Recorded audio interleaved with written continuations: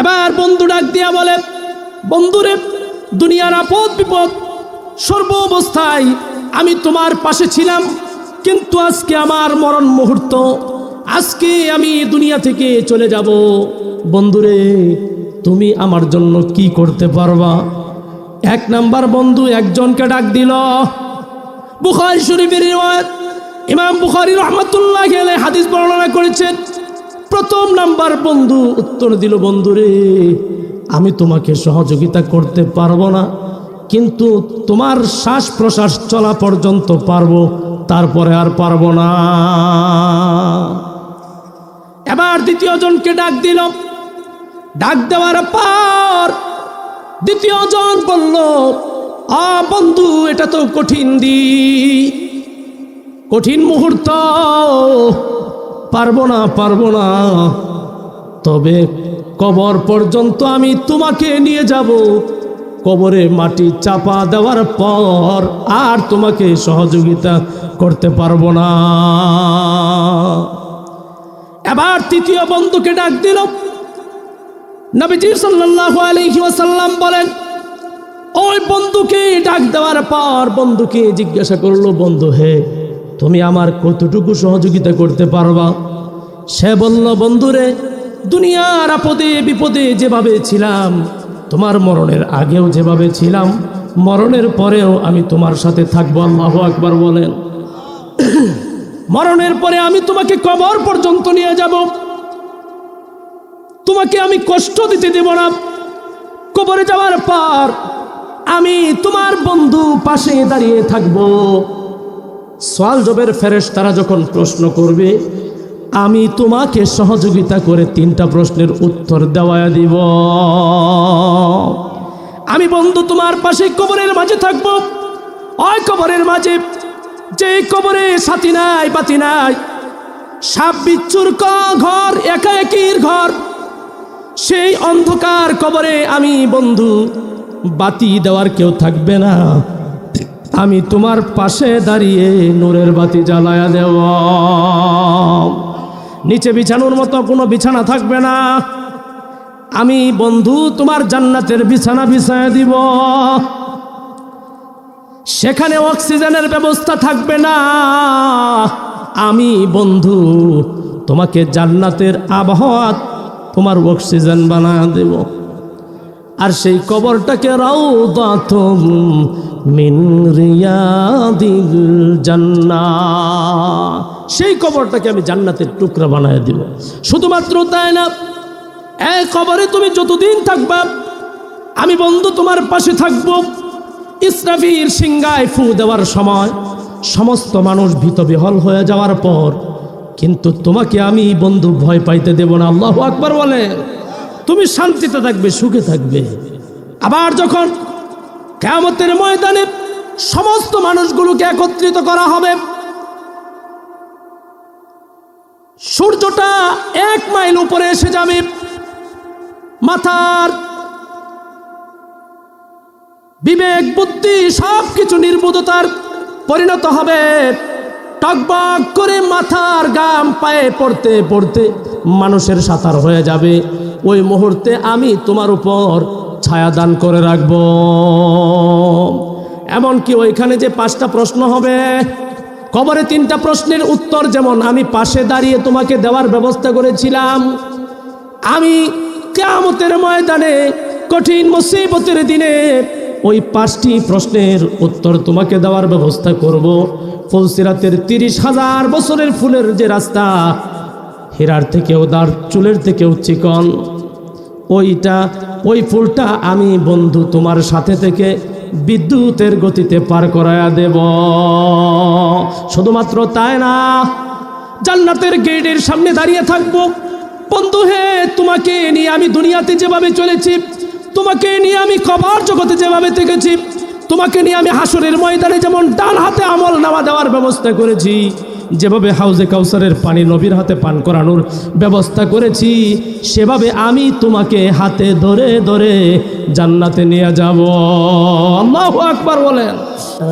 আউযু বিল্লাহি মিনাশ শাইতানির রাজিম। بسم الله الرحمن الرحيم اقترب للناس حسابهم وهم في غفلة معرضون وقال تعالى في شان حبيبه إن الله وملائكته يصلون على النبي يا أيها الذين آمنوا صلوا عليه وسلموا تسليما सलाम उस पर कि जिसका तज़किरा आईन इबादत है सलाम उस पर कि जिसके जिंदगी रहमत ही रहमत है बलगल उला कशफत दुजा बिजमालिही हसनत जमिओ सालिही सल्लु अलैहि व आलिहि ला इलाहा इल्लल्लाह जोर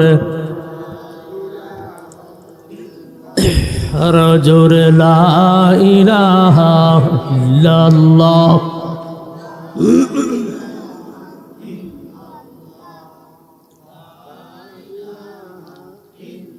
আসমানের মালিক যে আল্লাহ জমিনের মালিক সেই আল্লাহ বলো লা ইলাহা ইল্লাল্লাহ জোরে লা ইলাহা ইল্লাল্লাহ জোরে লা ইলাহা ইল্লাল্লাহ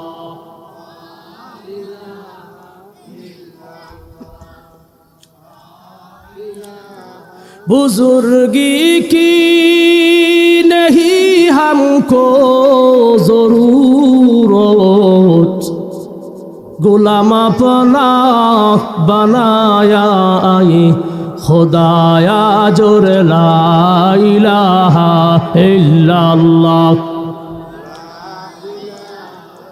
इल्लल्लाह जोर ला इलाहा इल्लल्लाह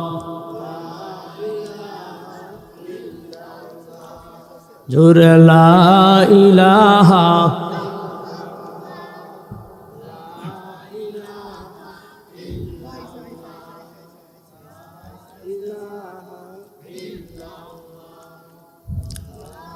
अशजार में रहती है नबूवत की शहादत अल्लाहु अकबर बोले अशजार में रहती है नबूवत की शहादत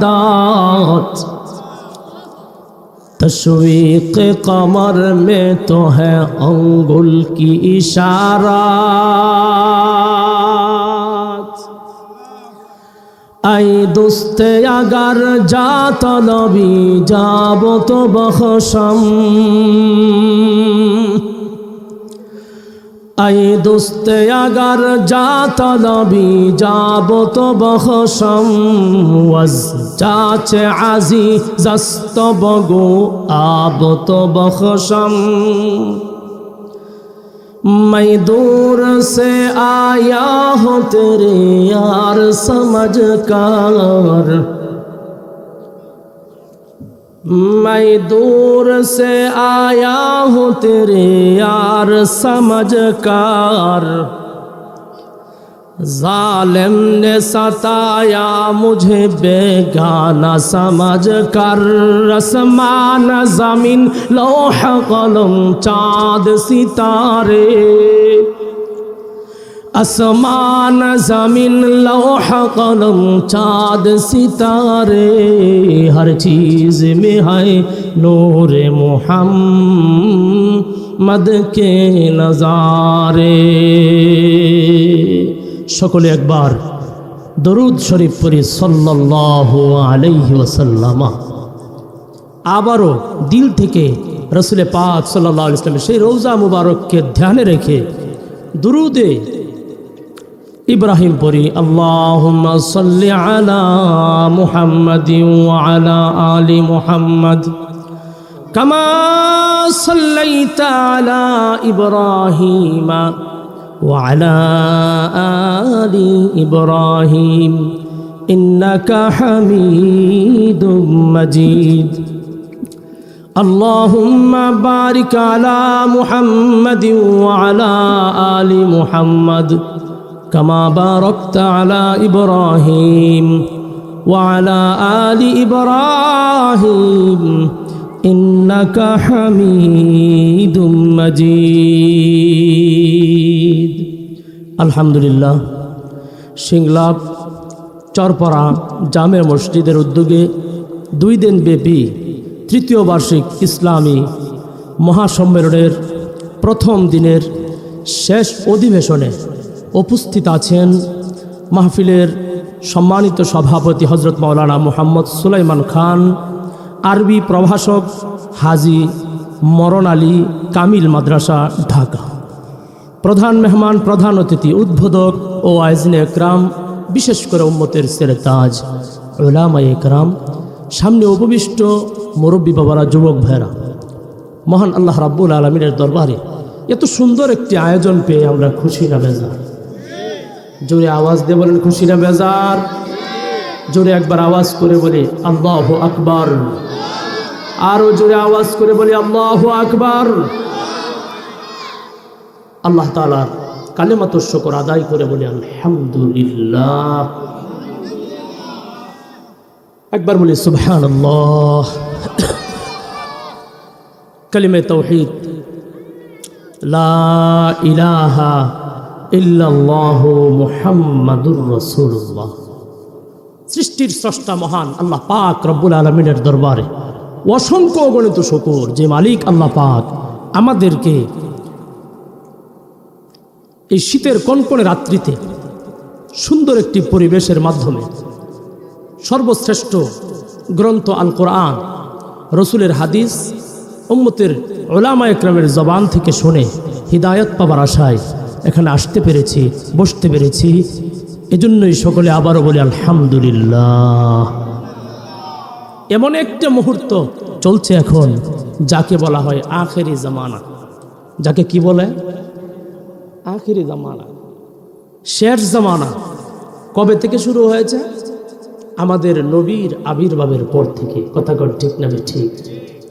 রসুল আসছেন তো সকল রসুলের দরজা বন্ধ, নবী আসছেন তো সকল নবীর দরজা বন্ধ। অর্থাৎ তিনি শেষ নবী, তিনি শেষ রসুল, তিনি শ্রেষ্ঠ নবী, তিনি শ্রেষ্ঠ রসুল। আল্লাহু আকবার। তিনি আমাদের জন্য রহমত, তিনি আমাদের জন্য কি? রহমত। সর্বকালের সর্বশ্রেষ্ঠ মহামানব জনাবে মুহাম্মদুর রাসূলুল্লাহ। সকলে দুরুদ শরীফ পড়ি সাল্লাল্লাহু আলাইহি ওয়াসাল্লাম। আল্লাহ রাব্বুল আলামিন আমাদের জন্য রহমত বানিয়ে পাঠিয়েছেন। আমাদের সবসময় যিনি সুস্থ রাখেন, সবসময় যিনি আমাদেরকে নিয়ামত দান করেন, সবসময় যার নিয়ামত পেয়ে আমরা বেঁচে আছি, তিনি কে? জোরে আওয়াজ দিয়ে বলা যাবে আল্লাহু আকবার। আরো জোরে আওয়াজ দিয়ে বলি আল্লাহু আকবার। নারে তাকবীর, নারে তাকবীর। কোরআন সুন্নাহর আলো, কোরআন সুন্নাহর আলো। আজকের সম্মেলন আজকের সম্মেলন নারে তাকবীর। খুশি হয়েছেন যিনি তিনি কে? যদি আওয়াজ দিয়ে বলেন কে? প্রশংসা করলাম কার? আল্লাহ পাক রব্বুল আলামিন বলেন প্রশংসা করলে আমি আল্লাহ খুশি হই। কথা কোন ঠিক না বেঠিক? দুনিয়ার মানুষ প্রশংসা করলে খুশি হয়। মানুষ কতটুকু খুশির মালিক? যারে ভাগ করলে কিছুই পাওয়া যাবে না, আল্লাহ যে পরিমাণ খুশির মালিক। কথা কোন ঠিক না বেঠিক? মানুষ কতটুকুই আর রাগ গুসার মালিক? ভাগ করলে তো কিছুই পাওয়া যাবে না, যে পরিমাণ গুসার মালিক আল্লাহ পাক। এজন্যই আল্লাহকে বলা হয় জব্বার, আল্লাহর নাম কাহার। আবার আল্লাহ পাক তিনি হলেন রহমান, তিনি রহিম। সুবহানাল্লাহ। আল্লাহ রাব্বুল আলামিন বলেন কোন ভাষায় আমার প্রশংসা করবা, আমি আল্লাহ তোমাদেরকে তাও শিখিয়ে দিলাম। সুবহানাল্লাহ। এমপি সাহেব যদি বলে যারা আমার কাছে দরখাস্ত লিখতে চাও রাস্তাঘাট খাল বিল করার ক্ষেত্রে, কোন ভাষায় দরখাস্ত লিখবা, আমি তোমাদেরকে শিখিয়ে দিলাম। আমার ভাষার সাথে আমার মনের সাথে যে দরখাস্ত মিলবে সেটা মঞ্জুর হবে, তবে আমি শিখাইয়া দিলাম এভাবে লিখবে। যে কোন দিকে কত বড় অনুগ্রহশীল। কথা কোন ঠিক না ঠিক? আল্লাহ পাক তিনি বলেন তোমরা আমার প্রশংসা করলে যে আমি খুশি হব, তবে কোন ভাষায় প্রশংসা করবা? তোমরা তো দুর্বল। তোমরা কি দুর্বল? মানুষ দুর্বল। আল্লাহ বলেন খুলিকাল ইনসানু দাঈফা,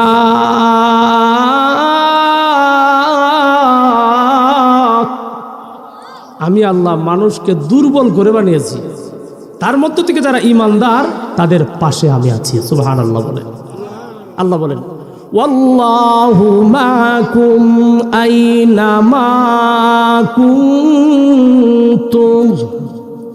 আল্লাহ পাক তোমাদের মুমিনদের সাথে, মুসলিমদের সাথে তোমাদের প্রতি অনুগ্রহ দানে তোমরা যেখানে আছো সেখানে আছেন। সুবহানাল্লাহ বলেন। আল্লাহ রাব্বুল আলামিন সূরাতুল ফাতিহায় শিখান আলহামদুলিল্লাহি রাব্বিল আলামিন।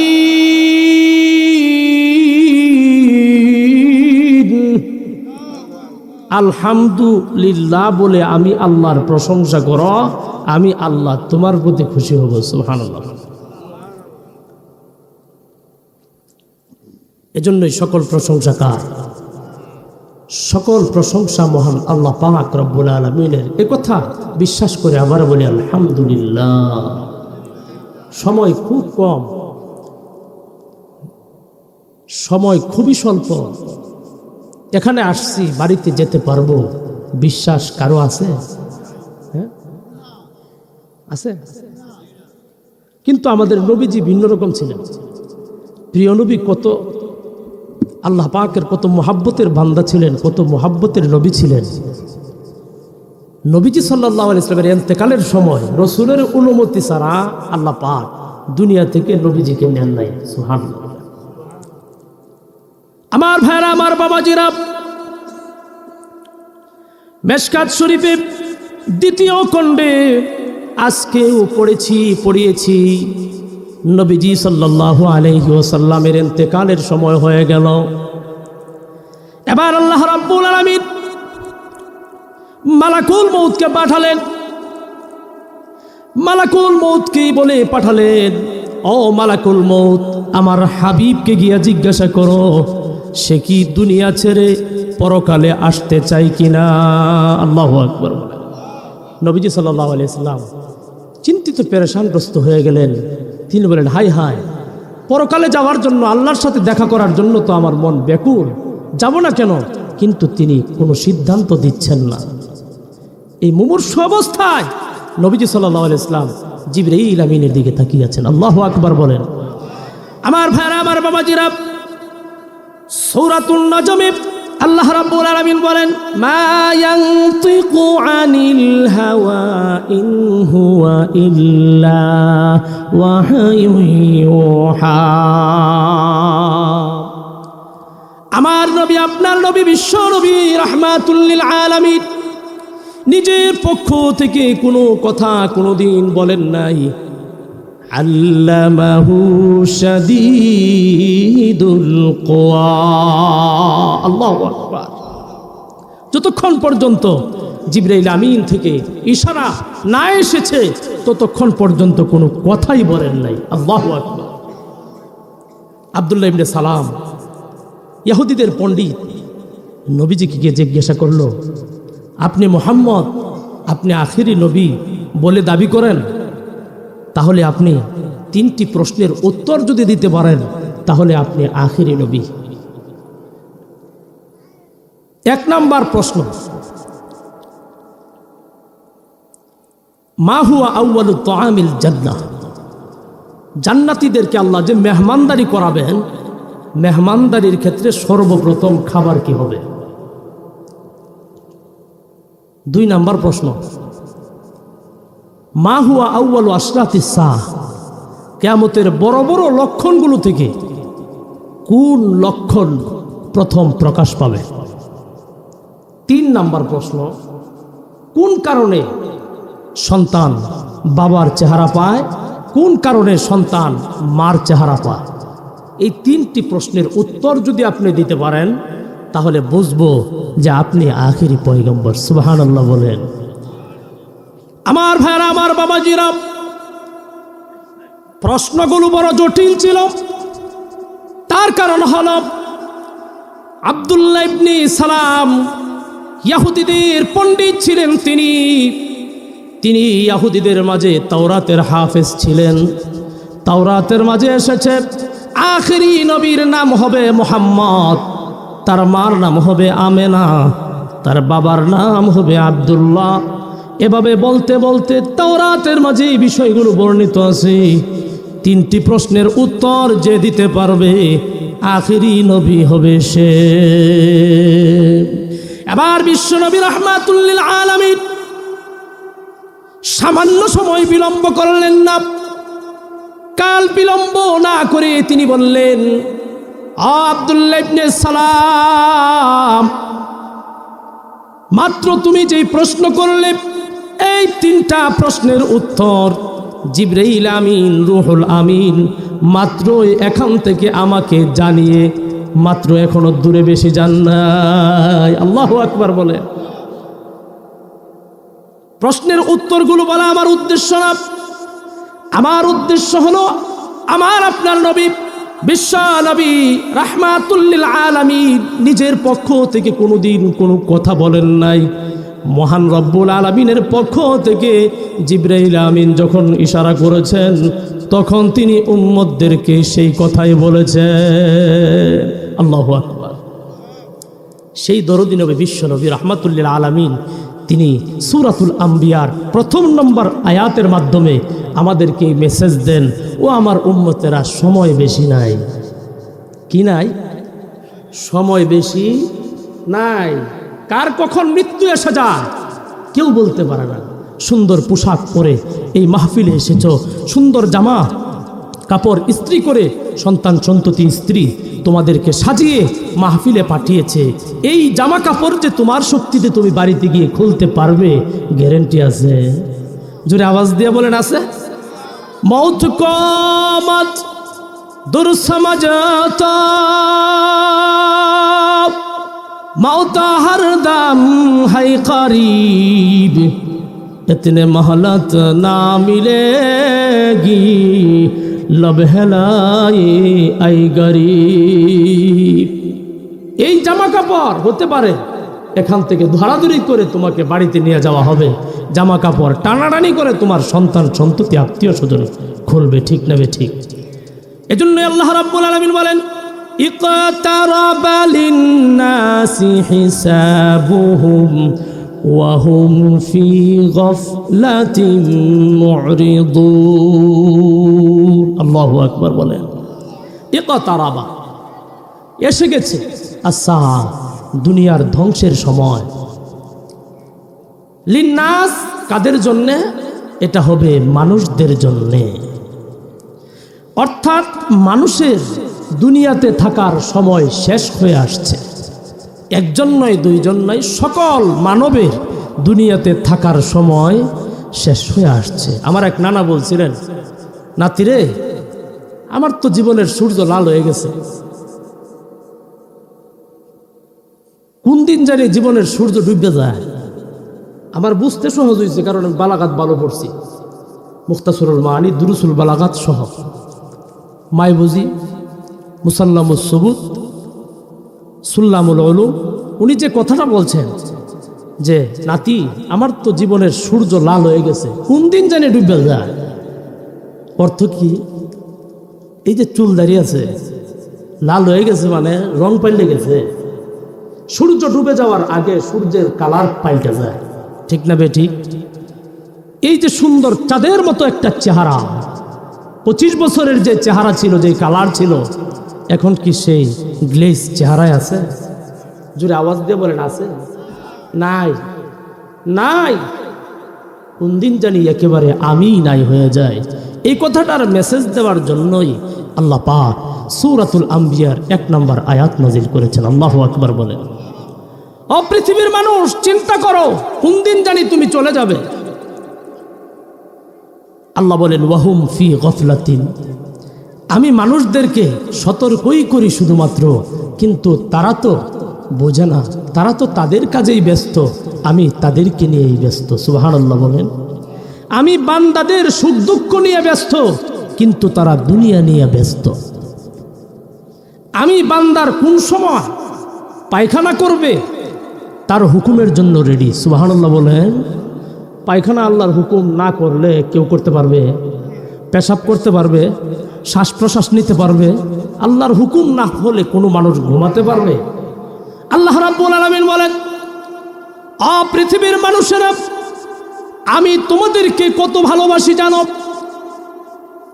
আল্লাহু লা ইলাহা ইল্লা হুয়াল হাইয়ুল কাইয়্যুম লা তাআখুযুহু সিনাতুন ওয়ালা নাওম। আমি আল্লাহ রাব্বুল আলামিন তোমাদেরকে নিয়ে কতটা ভাবি জানো? আমি তোমার খাবার দাবার নিয়ে ভাবি, আমি তোমার ঘুম নিয়ে ভাবি, আমি তোমার পেশাব পায়খানা নিয়ে ভাবি, আমি তোমার সুস্থতা অসুস্থতা নিয়ে ভাবি, আমি তোমার পারিবারিক সুখ শান্তির জীবন নিয়ে ভাবি, আমি সামাজিক অবস্থান নিয়ে ভাবি। ও বান্দারে, আমি তোমার ছোট থেকে বড়, অর্থাৎ অনস্তিত্ব থেকে অস্তিত্ব আনা এবং পূর্ণাঙ্গে পৌঁছানো পর্যন্ত আমি আল্লাহ তোমাকে নিয়ে ভাবি। কিন্তু তুমি বান্দা বেশুকুর, তুমি নিজেকে নিয়ে ভাববার সময় একটু নাই। একটু নিজেকে নিয়ে ভাবো, আমাকে নিয়ে ভাবার দরকার নাই, তোমার নিজেকে নিয়ে তুমি ভাবো। কোথায় আজকে আমার নিজেকে নিয়ে আমি নিজে ভাবি কোনো সময়? আমার সন্তান কিভাবে ভালো চলবে, এই চিন্তায় সারাদিন মানুষ বিভোর। কথা বলেন ঠিক না ভাই? ঠিক। আমার স্ত্রী কিভাবে ভালো চলবে সেটা নিয়ে আমি ব্যস্ত। আমার বাবা মা আত্মীয় স্বজন কিভাবে সুখে থাকবে সে নিয়ে আমি ব্যস্ত। সুন্দর ভালো নিয়ে সুন্দর পরিপাটি হয়ে থাকবো, আমার জীবনকে আমি পরকালের জন্য সুন্দরভাবে সাজাবো, এইটুকু সুযোগ আমার নাই। নামাজের সময় আজান হচ্ছে, মসজিদে মানুষ নামাজে যাচ্ছে, তুমি নাই। কথা বলেন ঠিক না ঠিক? সব মানুষ দিনদারি নিয়ে ব্যস্ত, তুমি তোমার দুনিয়াদারি নিয়ে ব্যস্ত। এটা তো তোমার না, এটা তো অন্যের। ঠিক না ঠিক? এজন্য বলছে মান আরাফা নাফসাহু আরাফা রাব্বাহ, যে ব্যক্তি নিজেকে নিয়ে ভাবে সে যেন তার রবকে নিয়ে ভাবলো। আল্লাহু আকবার বলেন। আমার ভাইরা, আমার বাবাজিরা, আল্লাহ রাব্বুল আলামিন বলেন ইকতারাবা লিন-নাসি হিসাবুহুম ওয়া হুম ফি গাফলাতিন মু'রিদুন। পৃথিবীর মানুষ, উদাসীন থেকে আর কতদিন তুমি দুনিয়া নিয়ে ভাববে? আর কতদিন তোমার সংসার নিয়ে ভাববে? আর কতদিন তোমার দোকানপাট ব্যবসা বাণিজ্য নিয়ে ভাববে? একটু নিজেকে নিয়ে চিন্তা করো। ওয়াহুম মুরিদুন, আমি তো দেখছি তুমি সব কিছুই ভালোভাবে পালন করছো, কিন্তু নিজের কাজ তুমি ছেড়ে দিয়েছ। ঠিক না ভাই? ঠিক। আমার ভাইরা, আমার বাবাজিরা, আমরা যখন দুনিয়া থেকে চলে যাব, আমার সাথে কিছুই যাবে না, কিছুই যাবে না ইল্লাল ঈমান ওয়াল আমাল, একমাত্র ঈমান আর আমার আমল আখলাক। কথা বলেন ঠিক না ভাই? ঠিক। নবীজি সাল্লাল্লাহু আলাইহি ওয়াসাল্লাম বলেন বুখারী শরীফের রিওয়ায়াত, এক লোকের মনে করো তিনজন বন্ধু আছে। মৃত্যুর সময় বন্ধু জিজ্ঞাসা করলো, দোস্তরে, তামাম জীবন তোমাদের জন্য আমি ব্যয় করেছি, রাত বিরাতে যখনই আমাকে ডেকেছো আমি তোমাদের পাশে দাঁড়িয়েছি, ঠিক না বে ঠিক? বন্ধু যখন ডাক দেয়, রাত্রির 2টা নাই 3টা নাই, মোটর সাইকেল নিয়ে বন্ধুর খুঁজে বের হয়ে যায়। এবার বন্ধু ডাক দিয়া বলে, বন্ধুরে, দুনিয়ার আপদ বিপদ সর্ব অবস্থায় আমি তোমার পাশে ছিলাম, কিন্তু আজকে আমার মরণ মুহূর্ত, আজকে আমি দুনিয়া থেকে চলে যাব। বন্ধুরে, তুমি আমার জন্য কি করতে পারবা? 1 নাম্বার বন্ধু একজনকে ডাক দিল। বুখারী শরীফের রিওয়ায়াত, ইমাম বুখারী রাহমাতুল্লাহি আলাইহি হাদিস বর্ণনা করেছেন। প্রথম নাম্বার বন্ধু উত্তর দিল, বন্ধুরে, আমি তোমাকে সহযোগিতা করতে পারবো না, কিন্তু তোমার শ্বাস প্রশ্বাস চলা পর্যন্ত পারবো, তারপরে আর পারবো না। এবার দ্বিতীয় জনকে ডাক দিল। ডাক দেওয়ার পর দ্বিতীয় জন বলল, বন্ধু, এটা তো কঠিন মুহূর্ত, পারবো না, তবে কবর পর্যন্ত আমি তোমাকে নিয়ে যাব, কবরে মাটি চাপা দেওয়ার পর আর তোমাকে সহযোগিতা করতে পারবো না। এবার তৃতীয় বন্ধুকে ডাক দিল। নবীজি সাল্লাল্লাহু আলাইহি ওয়াসাল্লাম বলেন, ওই বন্ধুকে ডাক দেওয়ার পর বন্ধুকে জিজ্ঞাসা করলো, বন্ধু হে, তুমি আমার কতটুকু সহযোগিতা করতে পারবা? সে বলল, বন্ধুরে, দুনিয়ার আপদে বিপদে যেভাবে ছিলাম, তোমার মরণের আগেও যেভাবে ছিলাম, মরণের পরেও আমি তোমার সাথে থাকবো। আল্লাহু আকবার বলেন। মরণের পরে আমি তোমাকে কবর পর্যন্ত নিয়ে যাব, তোমাকে আমি কষ্ট দিতে দেব না। কবরে যাওয়ার পর আমি তোমার বন্ধু পাশে দাঁড়িয়ে থাকব। সওয়াল জবের ফেরেশতারা যখন প্রশ্ন করবে, আমি তোমাকে সহযোগিতা করে 3টা প্রশ্নের উত্তর দেওয়া দিব। আমি বন্ধু তোমার পাশে কবরের মাঝে থাকব। ওই কবরের মাঝে, যে কবরে সাথী নাই বাতি নাই, সাপ বিচ্ছুর ঘর, একা একির ঘর, সেই অন্ধকার কবরে আমি বন্ধু, বাতি দেওয়ার কেউ থাকবে না, আমি তোমার পাশে দাঁড়িয়ে নূরের বাতি জ্বালায়া দেব। নিচে বিছানোর মতো কোনো বিছানা থাকবে না, আমি বন্ধু তোমার জান্নাতের বিছানা বিছায়া দিব। সেখানে অক্সিজেনের ব্যবস্থা থাকবে না, আমি বন্ধু তোমাকে জান্নাতের আবহাওয়া, তোমার অক্সিজেন বানায়া দেব। আর সেই কবরটাকে রাউদাতুম মিন রিয়াদিল জান্নাহ, সেই কবরটাকে আমি জান্নাতের টুকরা বানায় দিব। শুধুমাত্র তাই না, এই কবরে তুমি যতদিন থাকবা, আমি বন্ধু তোমার পাশে থাকব। ইসরাফিল সিংহায় ফু দেওয়ার সময় সমস্ত মানুষ ভীতবিহ্বল হয়ে যাওয়ার পর কিন্তু তোমাকে আমি বন্ধু ভয় পাইতে দেব না। আল্লাহু আকবার বলে। তুমি শান্তিতে থাকবে, সুখে থাকবে। আবার যখন কিয়ামতের ময়দানে সমস্ত মানুষগুলোকে একত্রিত করা হবে, সূর্যটা 1 মাইল উপরে এসে যাবে, মাথার বিবেক বুদ্ধি সবকিছু নির্বুধতার পরিণত হবে। টকবক করে মাথার গাম পায়ে পড়তে পড়তে মানুষের সাঁতার হয়ে যাবে। ওই মুহূর্তে আমি তোমার উপর ছায়া দান করে রাখব। এমনকি ওইখানে যে 5টা প্রশ্ন হবে, কবরে 3টা প্রশ্নের উত্তর যেমন আমি পাশে দাঁড়িয়ে তোমাকে দেওয়ার ব্যবস্থা করেছিলাম, আমি কিয়ামতের ময়দানে কঠিন মুসিবতের দিনে ওই 5টি প্রশ্নের উত্তর তোমাকে দেওয়ার ব্যবস্থা করব। ফুলসিরাতের 30,000 বছরের ফুলের যে রাস্তা, হীরার থেকেও দাঁড়, চুলের থেকেও চিকন, ওই ফুলটা আমি বন্ধু তোমার সাথে থেকে বিদ্যুতের গতিতে পার করায়া দেব। শুধুমাত্র তাই না, জান্নাতের গেটের সামনে দাঁড়িয়ে থাকবো, বন্ধু হে, তোমাকে নিয়ে আমি দুনিয়াতে যেভাবে চলেছি, তোমাকে নিয়ে আমি কবর জগতে যেভাবে থেকেছি, তোমাকে নিয়ে আমি হাসরের ময়দানে যেমন ডান হাতে আমল নামা দেওয়ার ব্যবস্থা করেছি, যেভাবে হাউজে কাউসারের পানি নবীর হাতে পান করানোর ব্যবস্থা করেছি, সেভাবে আমি তোমাকে হাতে ধরে ধরে জান্নাতে নিয়ে যাব। আল্লাহু আকবার বলেন। এবার নবীজি সাল্লাল্লাহু আলাইহি ওয়াসাল্লামকে সাহাবীরা জিজ্ঞাসা করল, ইয়া রাসূলুল্লাহ, ইয়া হাবিবাল্লাহ, আগো নবীজি, এই তিন বন্ধুর ব্যাখ্যা কি? এবার রাসূলুল্লাহ সাল্লাল্লাহু আলাইহি ওয়াসাল্লাম বললেন, ও আমার সাহাবীরা, এক নাম্বার বন্ধু যে নাকি বলল মৃত্যু পর্যন্ত আমি আছি, তারপরে আর নাই, সেটা হলো দুনিয়ার সম্পদ আর মাল, যেই মাল কামানোর জন্য তোমার আখেরাতকে তুমি ছেড়ে দিয়েছ। এজন্য আমার ভাইরা, আমার মামাজিরা, বাড়ি গাড়ি নারী যাই কিছু করি না কেন, আমার সাথে কিছুই যাবে না, কিছুই যাবে না। মৃত্যু পর্যন্ত মাত্র দুই চক্ষু বন্ধ হয়ে গেলে আমাকে খাটের থেকে নামায় দিবে, ঠিক না বেঠি? এত সুন্দর খাট, 25-30 হাজার টাকা দিয়ে তুমি খাট কিনলা, কিন্তু মারা যাওয়ার পরে এক মুহূর্ত ওই খাটে তোমাকে রাখবে না। শুধুমাত্র তাই না, ওই ঘরের ভিতর তোমাকে রাখবে না, ওই ঘরের বারান্দাও তোমাকে রাখবে না।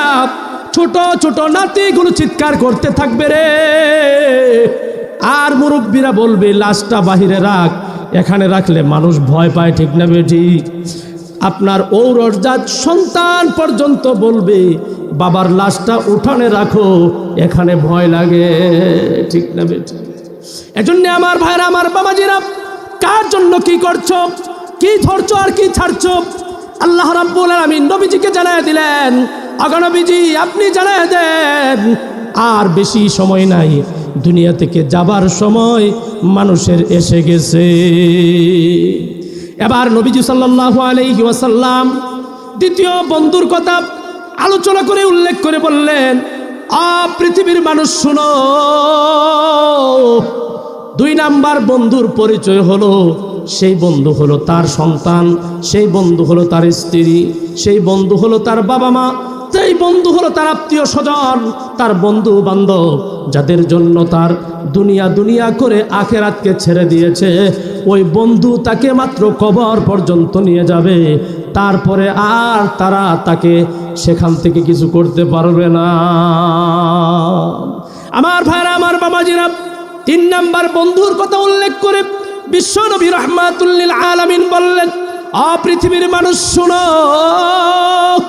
3 নাম্বার বন্ধু হলো মানুষের নেক আমল, মানুষের আমল, মানুষের নামাজ, মানুষের রোজা, মানুষের হজ, মানুষের জিকির, মানুষের কোরআন তেলাওয়াত, মানুষের দুরূদ ও ইস্তিগফার, যত ইবাদত আছে, ওই সমস্ত আমলগুলোকে আল্লাহ পাক কিয়ামতের ময়দানে জান্নাত পর্যন্ত পৌঁছানো পর্যন্ত কবর জগৎ থেকে তার বন্ধু বানায়া দিবেন।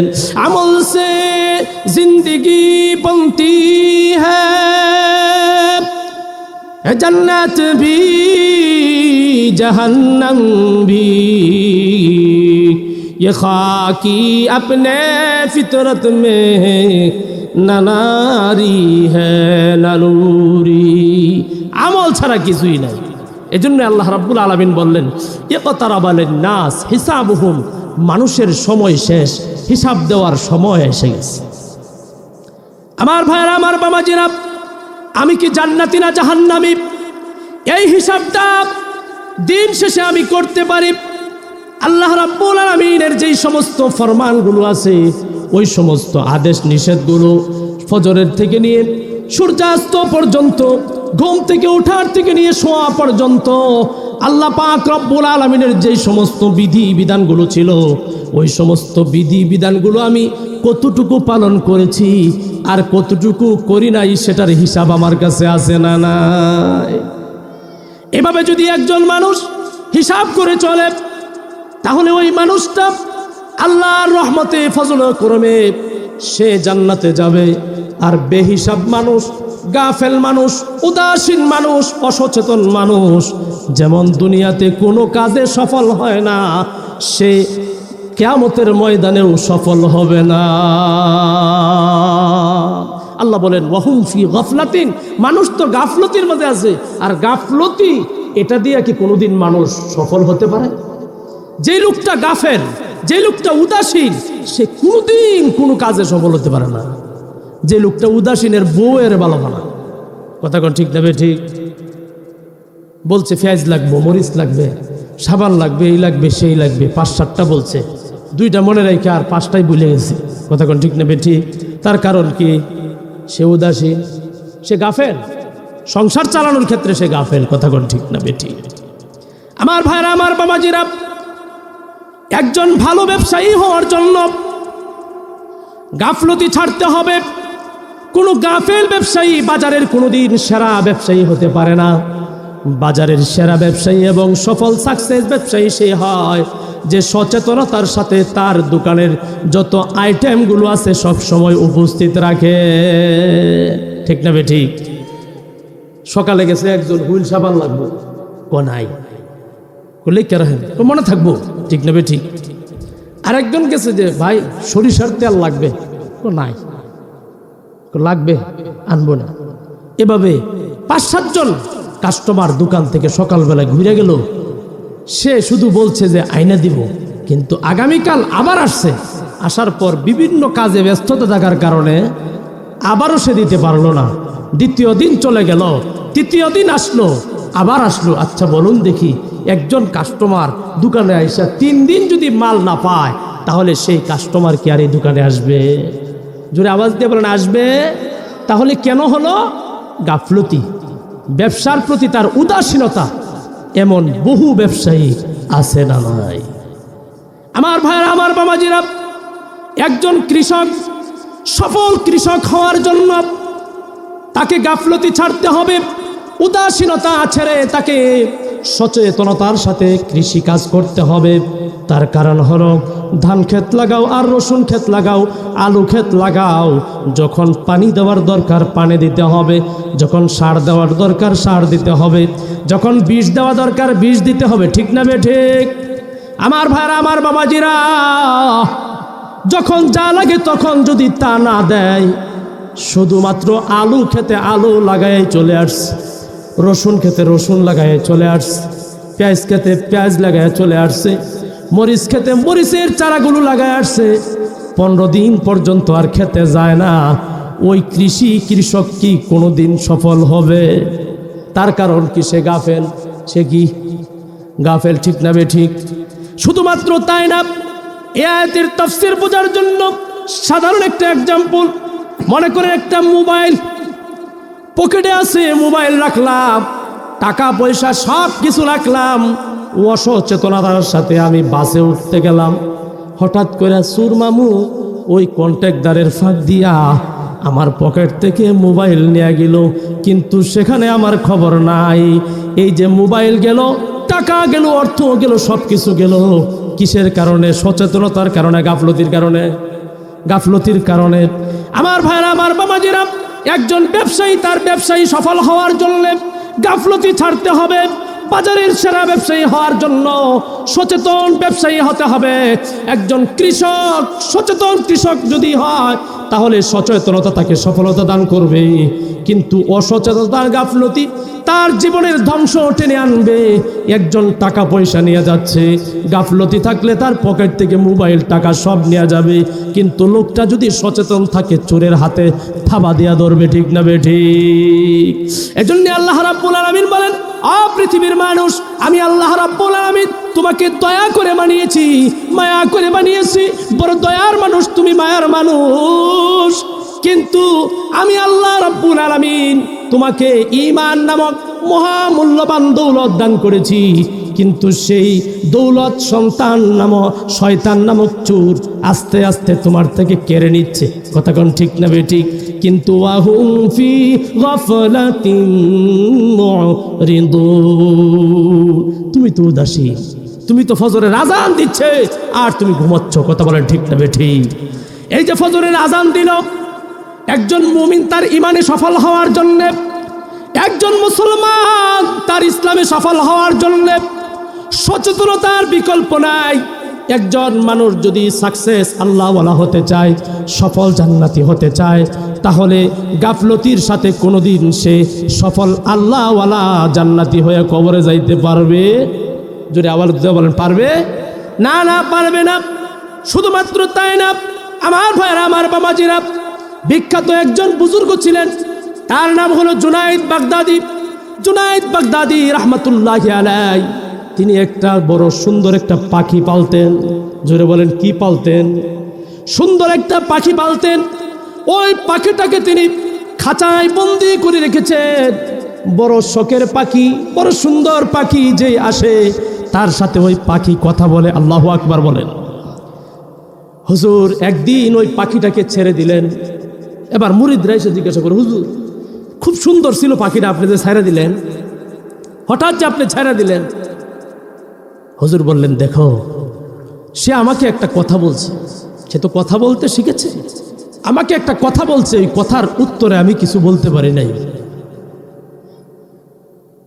তবে সে উত্তরটা সে আমাকে জানিয়ে দিয়েছে, আমার জানা ছিল না। আল্লাহু আকবার বলেন।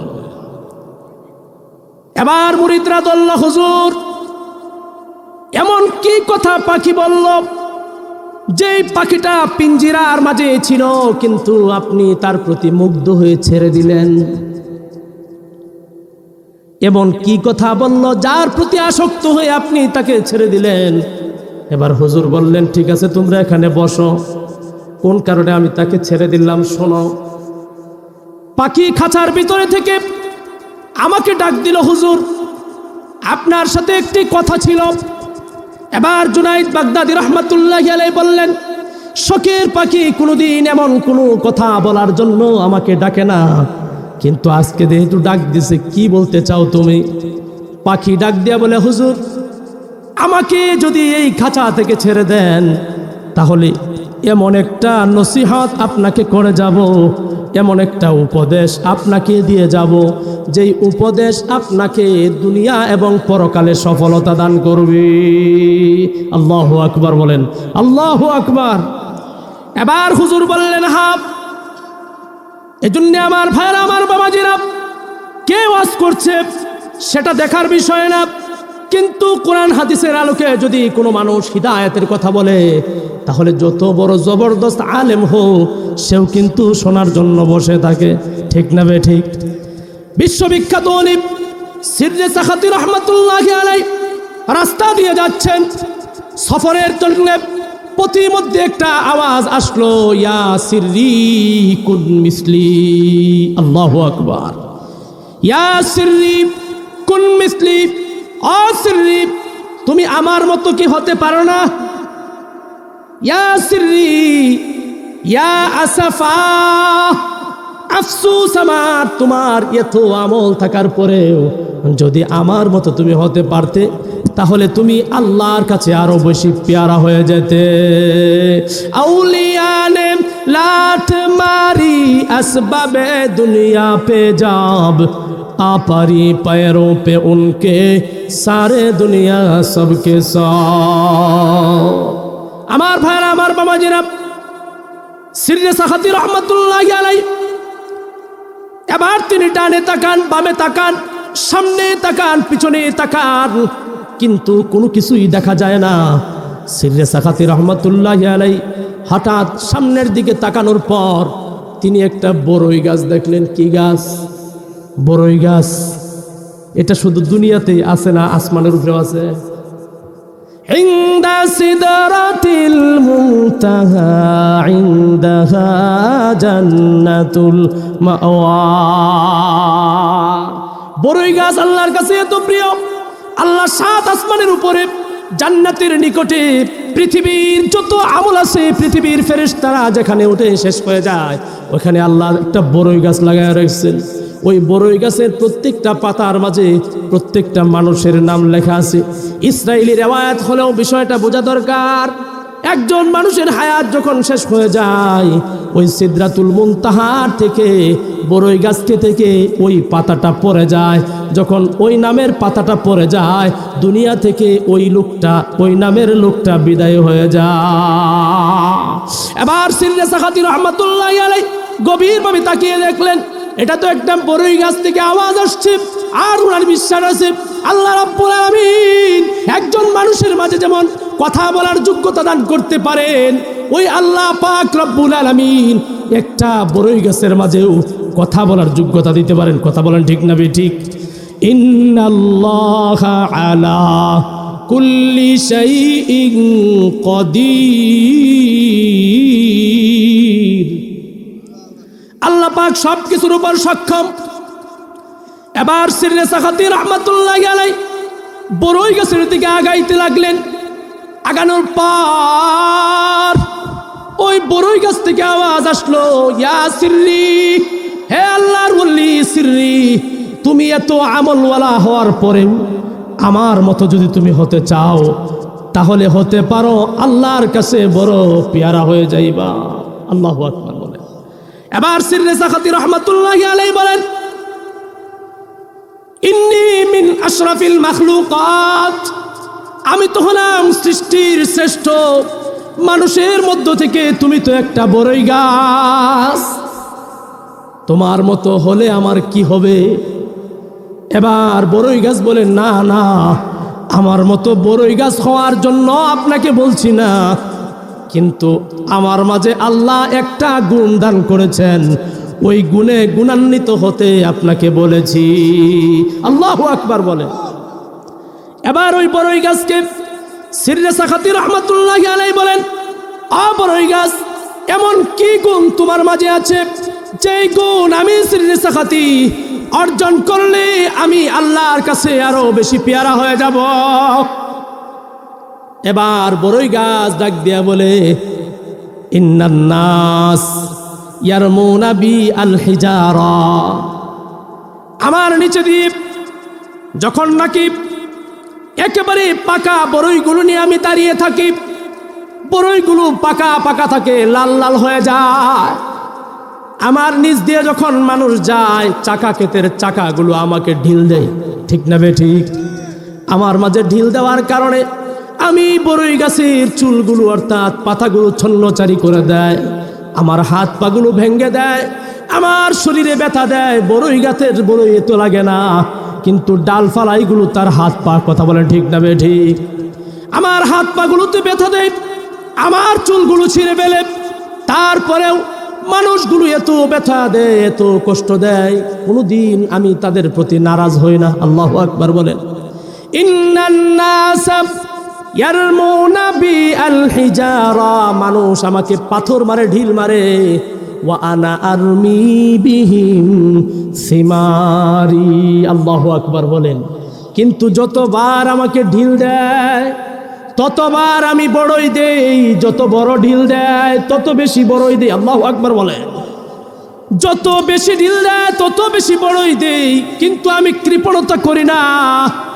সিররে সাখাতি দুনিয়াতে চলতে গেলে মানুষ বড় কষ্ট দিবে, মানুষ কথায় কষ্ট দিবে, কাজে কষ্ট দেবে, যে যতই কষ্ট দেও তার উপকারে তুমি তত বেশি আগায় আসবে। আল্লাহু আকবার বলেন। যে যতই হিংসা করুক তার সাথে মিলার জন্য তুমি আগায়া যাবে, যে যত অহংকারী করুক না কেন তার পাশে তুমি দাঁড়িয়ে যাবে, যে যত অহংকারী করুক না কেন তাকে তুমি আগে আগে সালাম দিবে। আল্লাহু আকবার বলেন। কারণ নবীজি সাল্লাল্লাহু আলাইহি ওয়াসাল্লাম বলেছেন, আল বাদি বিস সালাম, আগে আগে যে লোকটা সালাম দেয়, যে সালামের আমল বর্তমানে একরকম নাই বললেই চলে। কথা কোন ঠিক না বে ঠিক? বড় ছোটর পাশ দিয়ে হইতেছে, ছোট বড়র পাশ দিয়ে হইতেছে, কিন্তু কাউকে কেউ সালাম দেয় না। বাবার পাশ দিয়ে সন্তান চলে যায়, সন্তানের পাশ দিয়ে বাবা চলে যায়, স্ত্রীর পাশ দিয়ে স্বামী যাচ্ছে, স্বামীর পাশ দিয়ে স্ত্রী যাচ্ছে, কেউ কাউকে সালাম দিচ্ছে না। কথা বলেন ঠিক না বে ঠিক? বর্তমানে এই আমলটা যত বেশি যে এলাকায় কমে গিয়েছে, ওই এলাকায় দ্বন্দ্ব, ঝগড়া, কলহ আর বর্বরতা বেশি বেড়ে গিয়েছে। কথা বলেন ঠিক না বে ঠিক? আমার ভাইরা, আমার বাবাজিরা, নবীজি সাল্লাল্লাহু আলাইহি ওয়াসাল্লাম হাদিসে ইরশাদ করেছেন, লাম্মা খালাকাল্লাহু আদামা, আল্লাহ পাক রব্বুল আলামিন যখন আদমকে সৃষ্টি করলেন, কাকে? জোরে আওয়াজ দিয়ে বলেন কাকে? আদমকে যখন সৃষ্টি করলেন, আদমকে বললেন, হে আদম, তোমাকে একটি বাক্য আমি শিক্ষা দিয়ে দেই, ওই বাক্যটি তুমি মনে রাখবা, এবং ইযহাব ইলা হাউলা ইনাফারিম মিনাল মালাইকাতি জুলুসিন, ওই যে ফেরেশতার দলেরা বসে আছে, এই বাক্যটা ফেরেশতাদেরকে গিয়া শোনাবা। ফাস্তামিউ, তারপর ভালো করে মনে রাখবা তারা তোমার এই বাক্যের উত্তরে কি বলে। হাদা তাহিয়াতু বাইনাকা ওয়া বাইনা যুররিয়াতিক, ওইটাই হলো তুমি এবং তোমাদের সন্তানদের মাঝে শান্তির বার্তা। আল্লাহু আকবার বলেন। এবার আল্লাহ রাব্বুল আলামিন বললেন, ও আদম ভালো করে শুনো, তুমি ওই ফেরেশতাদেরকে গিয়া বলবা আসসালামু আলাইকুম। জোরে বলেন কি? আসসালামু আলাইকুম, শান্তির বার্তা এটা। আদম পয়গম্বর ওই ফেরেশতাদের কাছে গিয়ে যেই মাত্র বলল, বুখারী শরীফের রিওয়ায়াত হযরত আনাস থেকে, তখন তারা বলল আলাইকুমুস সালাম ওয়া রাহমাতুল্লাহি ফাযাদুহু রাহমাতাল্লাহ। ফেরেশতারা উত্তর দেওয়ার ক্ষেত্রে রাহমাতুল্লাহ শব্দটা বৃদ্ধি করে দিল। এজন্যই নবীজি সাল্লাল্লাহু আলাইহি ওয়াসাল্লাম বলেছেন, একজন সাহাবী আসলো, আসার সময় সালাম দিল আসসালামু আলাইকুম। সবাই বলুন আসসালামু আলাইকুম। বসে গেল, রাসূল বললেন লাহু আশারাতুন, তার জন্য 10টি নেকি আল্লাহ বাজেট করে দিয়েছেন। আল্লাহু আকবার বলেন। তারপর কতক্ষণ পর আরেকজন সাহাবী আসছে। সাহাবী আসার পর বলল আসসালামু আলাইকুম ওয়া রাহমাতুল্লাহ। বসে গেল, রাসূল বললেন ফালাহু 20, তার জন্য আল্লাহ 20টি নেকি লিখে দিলেন। আল্লাহু আকবার বললেন। আরেকজন আসার পর সে বলল আসসালামু আলাইকুম ওয়া রাহমাতুল্লাহি ওয়া বারাকাতুহু। 3টি বাক্য বলার কারণে রাসূল বললেন লাহু সালাসিন, এ লোকের জন্য আল্লাহ রাব্বুল আলামিন 10 10 10 3 10 30টা লেখি আমল নামায় লিখে দিলেন। আল্লাহু আকবার বলেন। সালাম এটা বড় মারাত্মক একটা জিনিস। আমরা তো গাফেল, আমরা উদাসীন, আমল সম্পর্কে একেবারে উদাসীন। আমরা উদাসীন হওয়ার কারণে, উদাসীনতার ছলে বলে কৌশলে শয়তান আমাদের ভিতরে শুধু অশান্তি আর বিশৃঙ্খলায় নামিয়ে দিচ্ছে। কথা কোন ঠিক না বেঠিক? আজকে বাবা সন্তানের সাথে ঝগড়া, সন্তান ভাইয়ের সাথে ঝগড়া, স্ত্রী স্বামীর সাথে ঝগড়া, স্বামী স্ত্রীর সাথে ঝগড়া, আজকে সমাজের লোক সমাজের সাথে ঝগড়া, নেতার সাথে তার প্রজাদের ঝগড়া। কথা বলেন ঠিক না বেঠিক? তার একমাত্র কারণ হলো সালামের আমল থেকে আমরা গাফেল। কথা কোন ঠিক না বেঠিক? আমার ভাইরা, আমার বাবাজিরা, সালাম শব্দের অর্থ হলো শান্তি। সালাম শব্দের অর্থ কি? সালাম শব্দের অর্থ হলো শান্তি। আমি একজনকে যখন বললাম আসসালামু আলাইকুম, আপনার উপর আল্লাহর পক্ষ থেকে শান্তি বর্ষিত হোক। আল্লাহু আকবার বলে। এর উদ্দেশ্য হলো গভীর মনোযোগ, ডানে বামে কোনো তাকাবেন না। তার উদ্দেশ্য হলো আমি কোটি টাকার মালিক হতে পারি, তুমি সমাজের একজন ভ্যানগাড়ি হলে হতে পারো, তুমি সমাজের একজন কাজের লোক হতে পারো, আমি এই সমাজের সবচেয়ে বড় লোক হওয়ার পরেও আমি সর্ব অবস্থায় তোমার শান্তি কামিল। আল্লাহু আকবার বলেন। ওই গরিব লোকটাও বলে ওয়ালাইকুম আসসালাম, আমি কামলা মানুষ, আমার সাধ্য মতে আপনাকে শান্তি দেওয়ার জন্য যেই সমস্ত কাজগুলো আছে আমি এগুলোর জিম্মাদারি নিলাম। আর বড় লোক বলল আসসালামু আলাইকুম, তুমি গরিব মানুষ, তোমার সমস্ত শান্তির ব্যবস্থাপনার দায়িত্বে আমি যতটুকু পারি ততটুকু করব। এই যে একজন আরেকজনকে শান্তির চুক্তি দিল। আল্লাহু আকবার বলেন। আল্লাহু আকবার। একজন আরেকজনকে সালাম বিনিময় করলো, মানে শান্তির চুক্তি করলো। বাবা সন্তানকে সালাম দিল আসসালামু আলাইকুম, অর্থাৎ হে সন্তান, তোমার যত শান্তির ব্যবস্থাপনার দায়িত্ব আছে আমি বাবা হিসাবে নিয়ে নিলাম। আর সন্তান যখন বলল আলাইকুম আসসালাম, অর্থাৎ বাবা হে, আপনার সন্তান হিসাবে আপনার এমন কোনো কাজ করব না যার কারণে আপনার সমাজে অশান্তি হয়। বুঝেন? সন্তান হিসাবে এমন কোনো কাজ করব না যার কারণে আপনার অশান্তি হয়। আমি আপনার এমন কাজ করেই সময় থাকবো যেন সমাজের ভিতরে আপনার শান্তি বাড়ে। আল্লাহু আকবার বলেন। স্বামী স্ত্রীকে সালাম দিল আসসালামু আলাইকুম, অর্থাৎ ওই স্ত্রী আমার বাবা বাড়িতে 17-18 বছর বয়স পর্যন্ত থেকেছ, বুঝমান হওয়ার পর মাত্র কাজের উপযোগী হয়েছ, বাবা মা আত্মীয় স্বজন সব কিছু ছেড়ে ইয়াতিমের মতো আমার বাড়িতে এসেছ। এখানে তো তোমার আর কেউ নাই, ঠিক না বেঠি? একজন স্ত্রী যখন বাবার বাড়ি ছেড়ে আসে, স্বামীর বাড়িতে আসে, স্বামীর বাড়িতে আসার পর ওই স্ত্রীর আর কেউ থাকে না, তার শেষ আশ্রয়স্থল শুধুমাত্র স্বামী। বাবা মা শ্বশুর শাশুড়ি কথা বলতে পারে, শ্বশুর শাশুড়ি জ্বালাতন দিতে পারে, কিন্তু স্বামীর বুঝটাও যদি সে পায়, শেষ আশ্রয়েও কিন্তু সে শান্তিতে থাকে। এভাবে যদি একজন স্বামী স্ত্রীকে সালাম দেয়, তার অর্থ হলো স্ত্রী তোমার অশান্তি হবে, তোমার বিশৃঙ্খলা হবে, এমন কোনো কাজ আমি কোনোদিন করব না। আর স্ত্রীও সালামের উত্তর দিল আলাইকুমুস সালাম। আপনার সন্তান, আপনার মাল, আপনার সম্পদ, আপনার ইজ্জত সব কিছুর দায়িত্ব নিয়ে আপনার উপর আমি এমন কোনো কাজ করব না যার কারণে আপনার সমাজে অশান্তি হয়। আল্লাহু আকবার বলেন, আল্লাহু আকবার। আপন ভাই ছোট ভাই যদি বড় ভাইকে সালাম দেয়, আসসালামু আলাইকুম, ছোট ভাই যেন বলল বড় ভাই রে, আপনার এমন কোনো বেয়াদবি আমি করব না যার কারণে সমাজে আপনার অশান্তি হয়। আর বড় ভাই ছোট ভাইকে বলল, তুই ছোট হলে কি হবে, তোর মান ইজ্জত সম্মান সব কিছুর দায়িত্ব আমি নিলাম। আল্লাহু আকবার বলেন।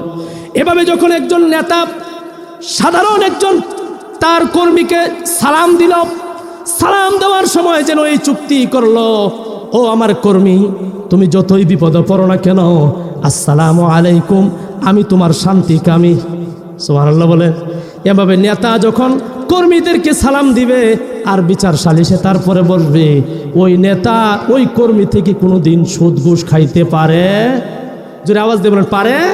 কারণ মাত্র সালাম দিছে, নেতা বলছে আমার সর্বপ্রকার, আমি তোমার সর্বপ্রকারের শান্তিকামী। সুদ খায়া ঘুষ খায়া, জোরে কন আমার ভাইরা, আমার বাবাজিরা, ওই কর্মীও যদি যে নাকি বাদী বিবাদী সবাই যদি একজন আরেকজনকে সালাম দেয়, তার অর্থ হলো নেতা যেন তার এলাকার কর্মী যারা আছে তাদের শান্তির দায়িত্ব নিয়ে নিল, আর কর্মীরাও নেতার শান্তি আর শৃঙ্খলার দায়িত্ব নিয়ে নিল। তাহলে 16 বছর রাজত্বের পর মাটি দিয়ে না হেঁটে আকাশ দিয়ে ওরাল যেতে হতো না, ঠিক না বেঠিক? কিন্তু আমার ভাইরা, আমার বাবাজিরা, আজকে সমাজের পরিবারের মাঝে বাবা এবং সন্তানের ভিতরে সালাম নাই, এজন্যই বাবার সন্তানের ভিতরে শান্তি নাই। কথা কোন ঠিক না বেঠিক? আজকে স্বামী স্ত্রীর মাঝে সালাম নাই, এজন্যই স্বামী স্ত্রীর দম্পতিতে শান্তি নাই। আজকে ভাই ভাইয়ের মাঝে সালাম নাই, এজন্যই সব কিছু থেকে গাফেল হওয়ার কারণে আজকে ভাই ভাইয়ের ভিতরে শান্তি নাই। আজকে নেতা কর্মীদের মাঝে সালাম নাই, যাওয়া আছে এটা হলো স্বার্থের। কথা কোন ঠিক না বেঠিক? সালাম আলাইকুম, কথা কোন ঠিক না বেঠিক? সালাম আলাইকুম, এই ধরনের কোনো সালাম হইল? আল্লাহ রাব্বুল আলামিন বলেন, বিশেষ করে তোমরা পরকালের যে সমস্ত শান্তির বিষয় আছে এগুলো যখন ছেড়ে দিলা, তখন তোমাদের মাঝে অশান্তি চলে আসলো। ইকতারাবা লিন্নাসি হিসাবুহুম, তোমাদের হিসাবের সময় তো চলে আসছে। ওয়াহুম ফি গাফলাতিন মুরিদুন। আল্লাহু আকবার বলেন। এবার সিররে সাখাতিকে ডাক দিয়া বলেন, সিররে সাখাতি, আমার মাঝে সহ্য করার মতো, ধৈর্য ধারণ করার মতো যে একটা গুণ আল্লাহ পাক দান করেছেন, তুমি যদি ওই গুণটা অর্জন করতে পারো, তাহলে আল্লাহ পাক রব্বুল আলামিনের কাছে যে পরিমাণ পেয়ারা আর যে পরিমাণ মুহাব্বতের তুমি আছো, তার থেকেও আরো বেশি মুহাব্বতের হয়ে যাবে। আমার ভাইরা, আমার বাবাজিরা, জুনায়েদ বাগদাদী রহমাতুল্লাহি আলাইহি মুরিদরা জিজ্ঞাসা করলো, হুজুর এমন কোন কারণে আপনি এই পাখিটাকে ছেড়ে দিলেন? জুনায়েদ বাগদাদী রহমাতুল্লাহি আলাইহি বললেন, বাবারা, এমন একটা নসিহতের কথা আমাকে বলল। পাখি ডাক দিয়ে বলে, হুজুর আমাকে আপনি ছেড়ে দেন, আমি এমন একটা উপদেশ দেব যেই উপদেশের কারণে আপনার দুনিয়া ও পরকালে সফল হবে। আল্লাহু আকবার বলেন। এবার জুনায়েদ বাগদাদী রহমাতুল্লাহি আলাইহি বলেন, ওই পাখিটাকে আমি ছেড়ে দিলাম, ছেড়ে দেওয়ার পর সে উড়াল দিয়ে চলে যায় নাই। আল্লাহু আকবার বলেন। একটা পাখি সে খাঁচা থেকে বের হওয়ার পর সে উড়াল দিয়ে যায় না, সে তার কথা রাখে, কিন্তু মানুষ হয়ে মানুষের সাথে বেঈমানি করে। আল্লাহ রাব্বুল আলামিন বলেন, ওয়ালাকাদ যারানা লিজাহান্নামা কাসীরাম মিনাল জিন্নি ওয়াল ইনস, আমি আল্লাহ রাব্বুল আলামিন মানুষ এবং জিন জাতির জন্য জাহান্নাম বানিয়েছি। তার কারণ কি? উলাইকা হুমুল গাফিলুন, তার কারণ মানুষ গাফেল। মানুষ কি গাফেল। তাহলে আমার ভাইরা, আমার বাবাজিরা, আমার আয়াতের তাফসিরে আমি বলেছি, আল্লাহ বলেছেন ওয়াহুম ফি গাফলাতিন, ও পৃথিবীর মানুষ, তোমাদের জীবনের অশান্তির মূল কারণ হলো তোমরা উদাসীন, অসচেতন। কথা বলেন ঠিক না বেঠিক? আল্লাহ রাব্বুল আলামিন বলেন দুনিয়ার মানুষগুলো জাহান্নামে যাবে গাফলতির কারণে। আল্লাহ তাআলা অন্য কিছু বলেন নাই। আল্লাহ তাআলা আয়াতের শুরু অংশে বলেন আমি আল্লাহ পাক মানুষের জন্য জাহান্নাম বানিয়েছি।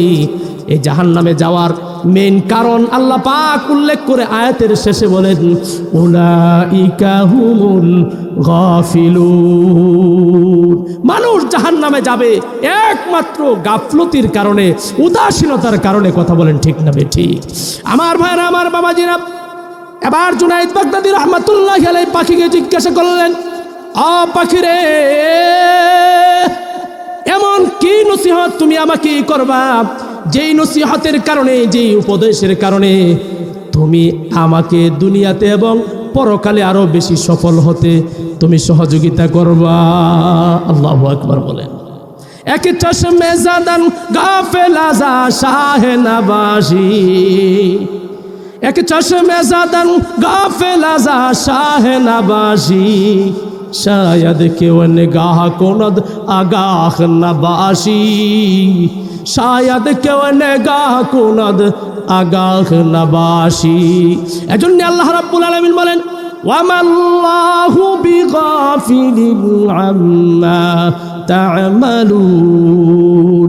ও পৃথিবীর মানুষ, আমি আল্লাহ, আমার গুণ হলো ওয়ামাল্লাহু বিগাফিলিন, আমি মুহূর্ত সময় কোনোদিন গাফলতিতে থাকি না।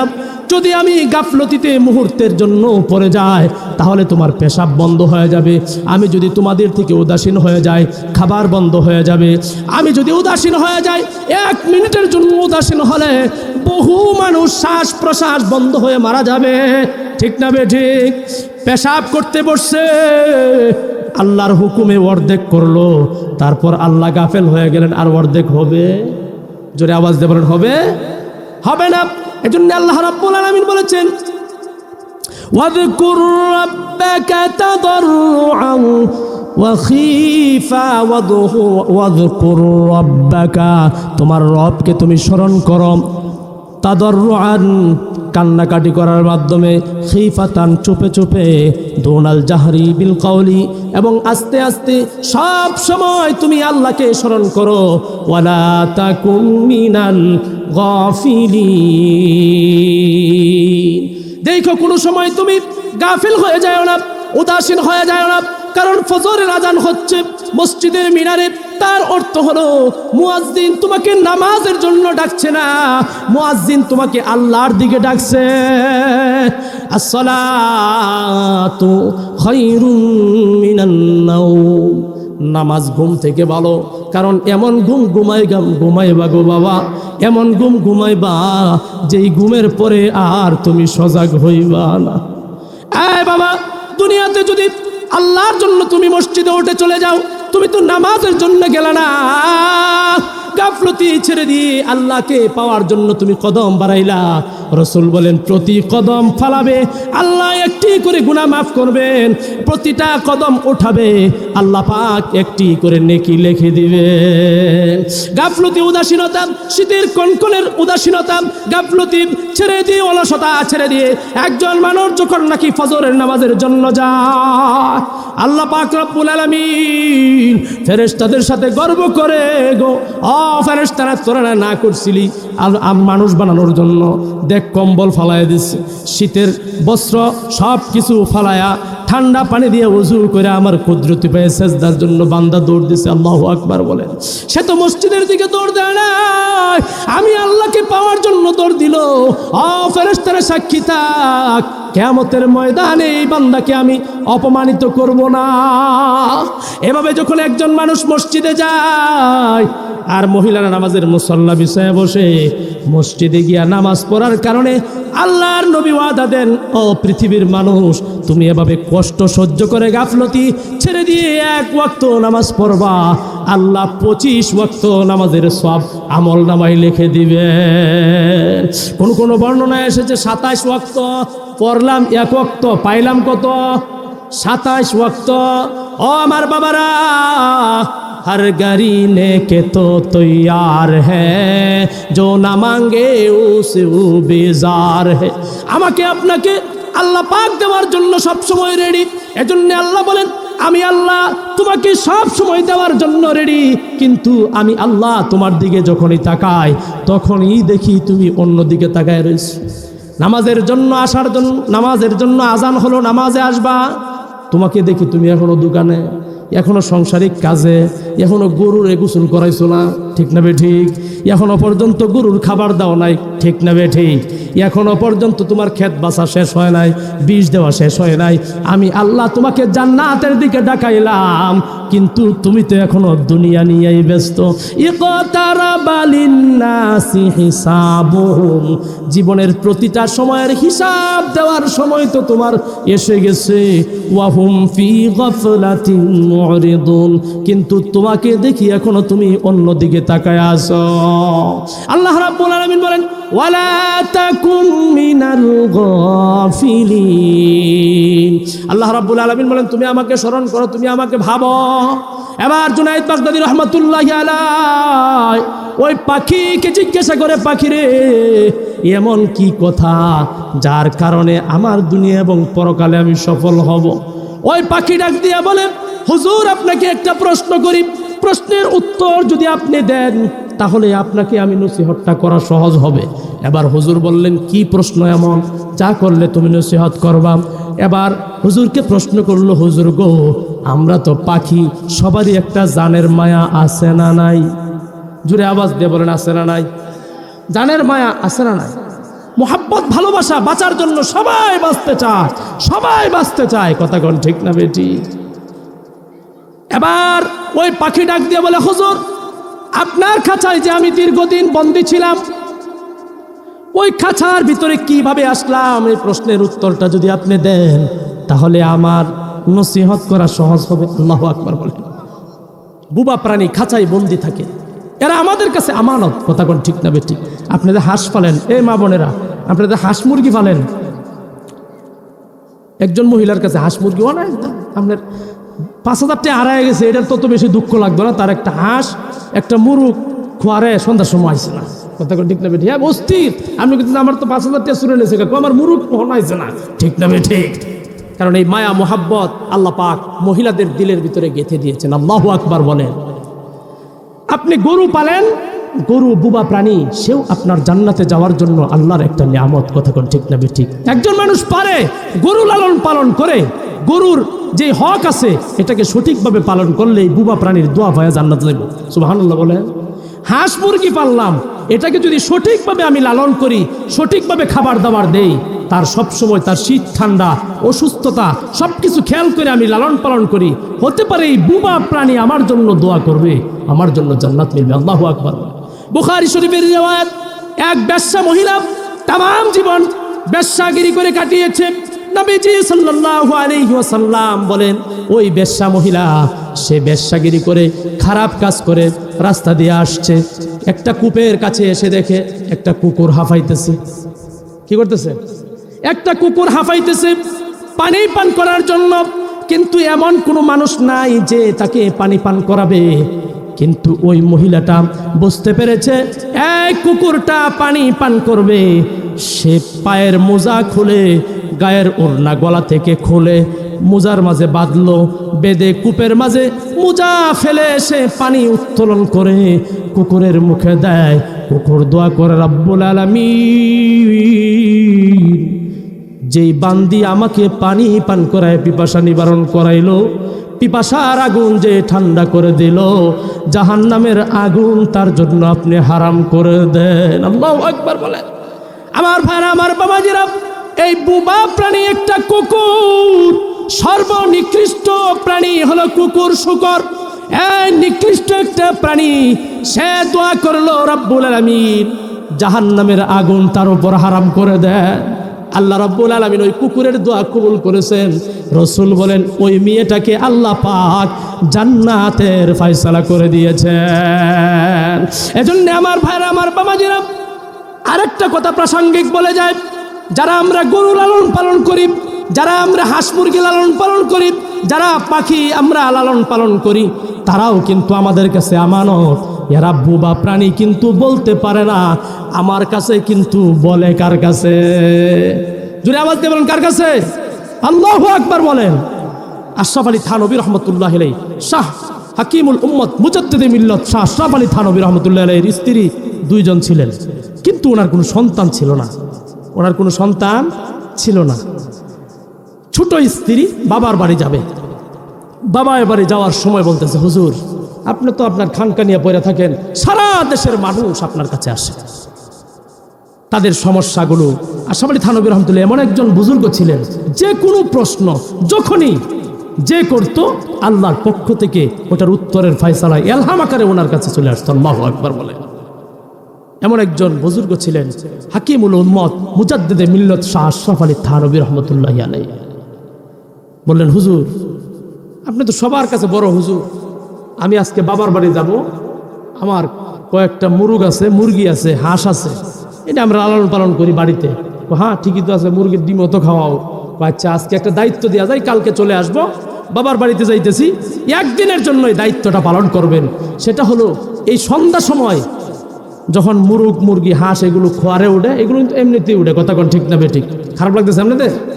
এমনিতেই উঠে, কিন্তু দরজাটা বন্ধ করে দিবেন। এরপরে আবার সময় মতো, আল্লাহু আকবার, মুরগ এমন একটা প্রাণী, যে মুরগ আল্লাহ পাকের ফয়সালায় কোনো মুয়াজ্জিন যদি আজানও না দেয়, কিন্তু মুরগকে আল্লাহ পাক এমন এক গুণ দান করেছেন, সেই মুরগ আজান দিতে ভুল করে না। সুবহানাল্লাহ বলে। আমি হাঁস মুরগি পালতাম না, কারণ 10 বছর যাবত হাদিস পড়াই। যখন প্লাটে থাকতাম, এখন একটা বাংলা বাড়ি নিছি, এখন মুরগ পালতে শুরু করছি। ছোটবেলায় তো শুনছি, ওই সময় তো আর বুঝি নাই। 700 টাকাতে একটা মুরগ আনছি পালার জন্য, বড় মুরগ দেখতে ভালো লাগে, খাবো না।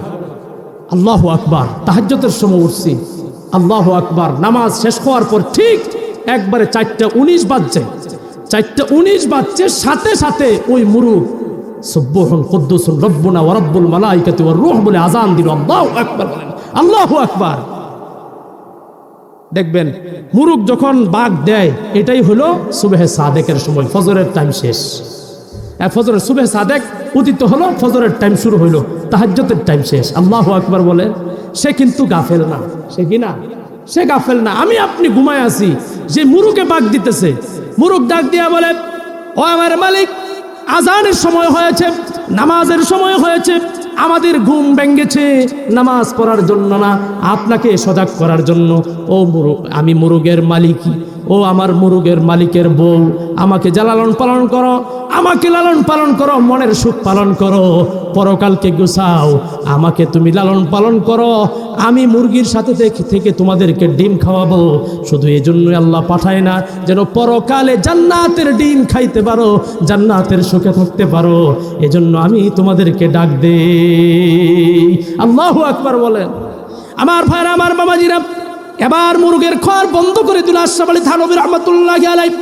শেষ রাতে তাহাজ্জুদের জন্য উঠল। বাড়ি থেকে খানকা একটু দূরে, তিনি খানকায় থাকতেন, ওনার ঘরে উনি থাকতেন। 2 স্ত্রী 2 ঘরে থাকে, যখন যার সময় হয় তার সাথে উনি থাকেন। এবার ওই মহিলা তার বাবার বাড়ি চলে যাওয়ার পর ওই ঘর আর খোলার মনে নাই। তাহাজ্জুদ পড়লেন, উঠে মামুলাত পালন করলেন, ফজরের আজান দিল, নামাজের জন্য রেডি হয়ে আশরাফ আলী থানভী রাহমাতুল্লাহি আলাইহি, আল্লাহর ওলি, তিনি মসজিদে চলে গেলেন। মসজিদে চলে যাওয়ার পর আবার তিনি তাসবিহ তাহলিল পড়তে পড়তে ইশরাকের নামাজ পর্যন্ত হয়ে গেল। ইশরাকের নামাজ পড়ে আবার বসলেন। লোকেরা ভিড় জমালো, 8টা বেজে গেছে, তাম দেশ থেকে মানুষ আসছে। এসে বিভিন্ন রকমের প্রশ্ন করে, কিন্তু আল্লাহর ওলি যার কাছে প্রশ্ন করতে দেরি কিন্তু উত্তর দিতে দেরি হতো না। আজকে আল্লাহর ওলির জবান থেকে সামান্য সহজ সহজ প্রশ্নগুলোর উত্তর পাওয়া যাচ্ছে না। সুবহানাল্লাহ বলেন। এক আজীব কথা বলেন, ঠিক না বেঠিক? আপনাদের খারাপ লাগতেছে? এবার আশরাফ আলী থানভী রাহমাতুল্লাহি আলাইহি ভাবলেন, এমন কোন ঘটনা আমার জিন্দেগিতে এমন তো কোনোদিন হয় নাই। হায় হায়, এমন কি ভুল কখন করেছি, এমন কি গুনাহ আজকে করে ফেললাম, এমন কি ভুল আজকে আমার হয়ে গেল যে আল্লাহ পাক আমার থেকে ইলমের রহমত, এলেমের দরজার ভিতরে তালা লাগায় দিলেন, কোনো একটা প্রশ্নের উত্তরও আমি পাই না। আল্লাহু আকবার বলেন। গরু ছাগল তো আমরা পালি, কিন্তু এটার গুরুত্ব কি এই কথা বুঝে যদি আমরা লালন করি, এটাও আল্লাহ তাআলার মেহমান, আল্লাহর থেকে আমার উপর নিয়ামত, এ বলে যদি লালন করি, গরু ফালাও আমার ইবাদত। আল্লাহু আকবার বলেন। মা বোনদের জন্য মুরগি ফালাও, এটা ইবাদত। কথা কোন ঠিক না বেঠিক? মুরগ ফালা, হাঁস মুরগি ফালা, এটাও ইবাদত হবে তখন যখন আল্লাহর মাখলুক হিসাবে, আল্লাহর নিয়ামত হিসাবে আমি দায়িত্ব সহকারে পালন করব। সুবহানাল্লাহ বলেন। এবার আশরাফ আলী থানভী রাহমাতুল্লাহি আলাইহি ওযু করলেন, ওযু করে 2 রাকাত নামাজ পড়লেন। নামাজ পড়ে আল্লাহর কাছে কাঁদেন, সেজদায় পড়ে, মাবুদ গো, এমন কি ভুল করেছি যেই ভুলের কারণে আজকে আমার ইলমের নূর চলে গেল।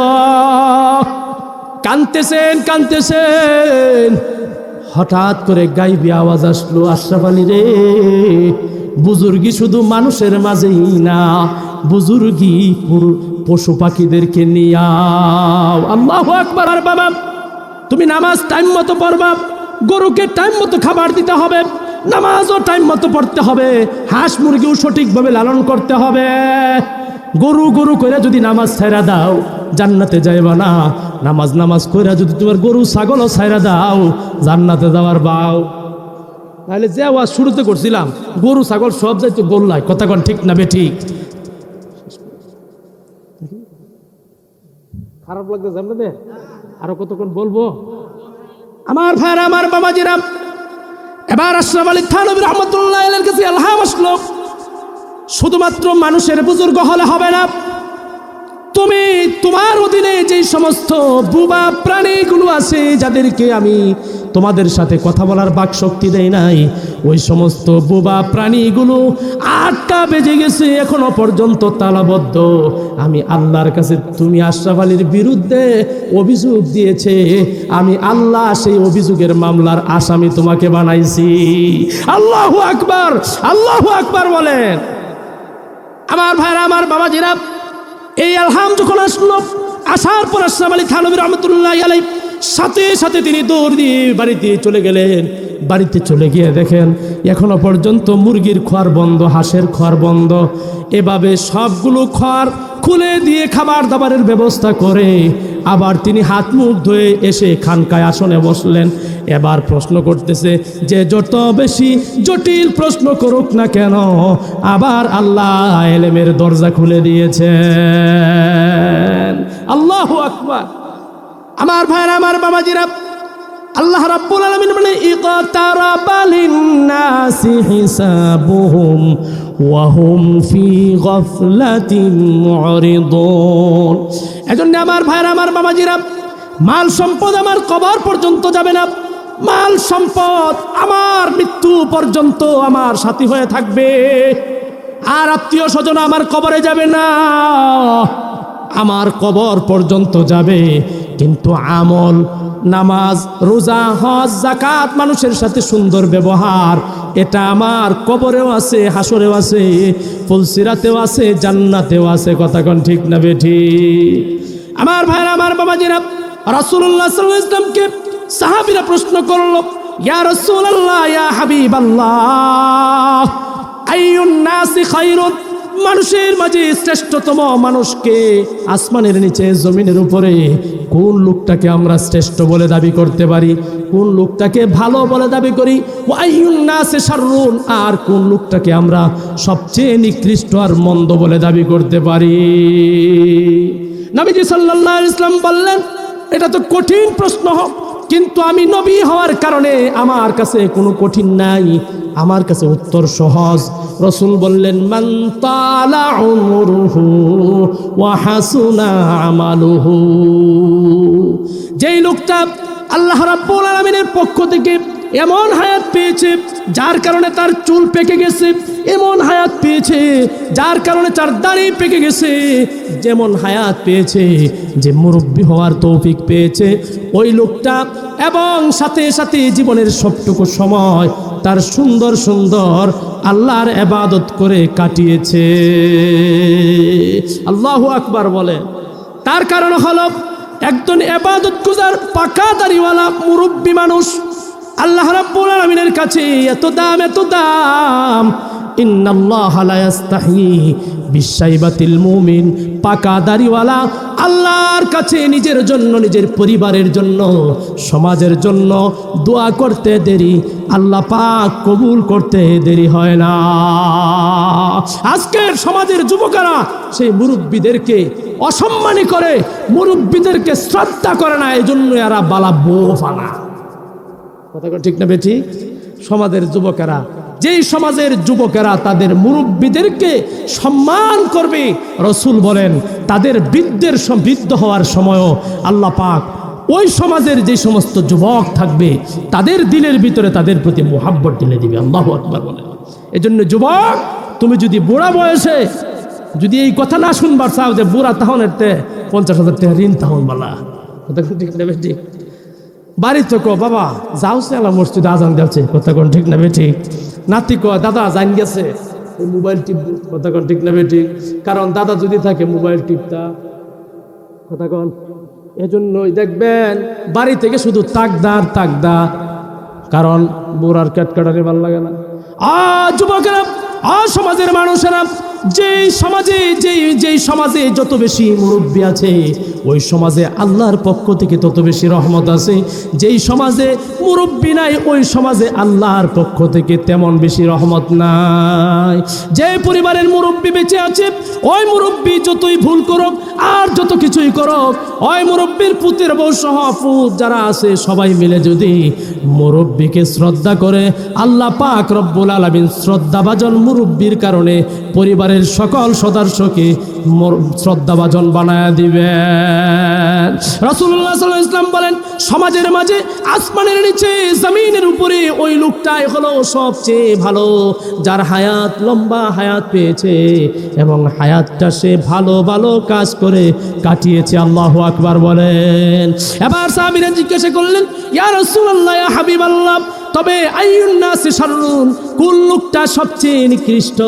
নবীজি সাল্লাল্লাহু আলাইহি ওয়াসাল্লাম বললেন, মান তালা উমরুহু, যেই লোকটা দীর্ঘ সময় হায়াত পেয়েছে, ওয়াসা আমালুহু, কিন্তু তার আমল খারাপ। পশ্চিম দিকে ডুস দিয়ে দেখেন, আমাদের এলাকায় এক লোক ছিল, আমি কোনোদিন তারে জুমার নামাজও পাইছি না, জুমার নামাজও আমি পাই নাই, কোনোদিন পাইছি না। আমি প্রায় 12 বছর, আমার প্রায় 12 বছর পর্যন্ত আমি বাড়িতে ছিলাম, তাইলে মোটামুটি 5-6 বছর পরের থেকে তো বুঝি, প্রায় 6 বছর বুঝবান আমি কোনোদিন মসজিদে আমি পাই নাই।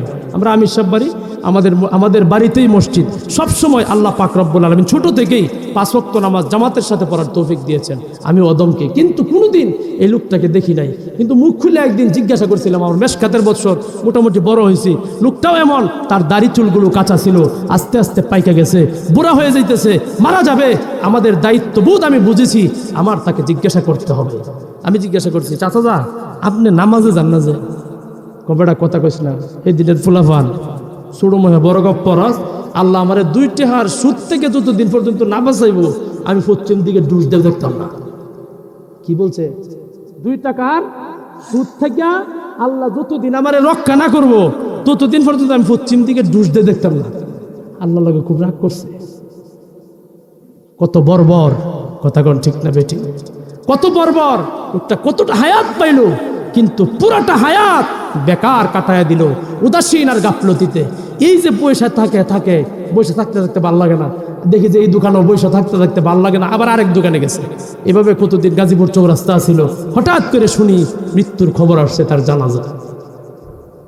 নবীজি সাল্লাল্লাহু আলাইহি ওয়াসাল্লাম বলেন, এ ধরনের উদাসীন বুড়া যারা আছে, অনেক সময় বয়স পাইল কিন্তু সমাজের ভিতরে এমন একটা সার্টিফিকেট অর্জন করতে পারলো না যে চাচা বড় নামাজি ছিল, লোকটা বড় ভালো ছিল, বড় নামাজি ছিল, বড় বুদ্ধিমান ছিল, মানুষ তাকে বড় শ্রদ্ধা করতো আমলের কারণে। এমন যদি না হয় আর মারা যায়, আর মানুষ বলে লোকটা আচার ব্যবহারে ভালো ছিল কিন্তু নামাজে আরেকজনকে নামাজে দেখলাম না। রাসূল বলেন, আইয়ুন নাসি শাররুন, ওই লোকটা হলো সমাজের সবচেয়ে নিকৃষ্ট মানুষ।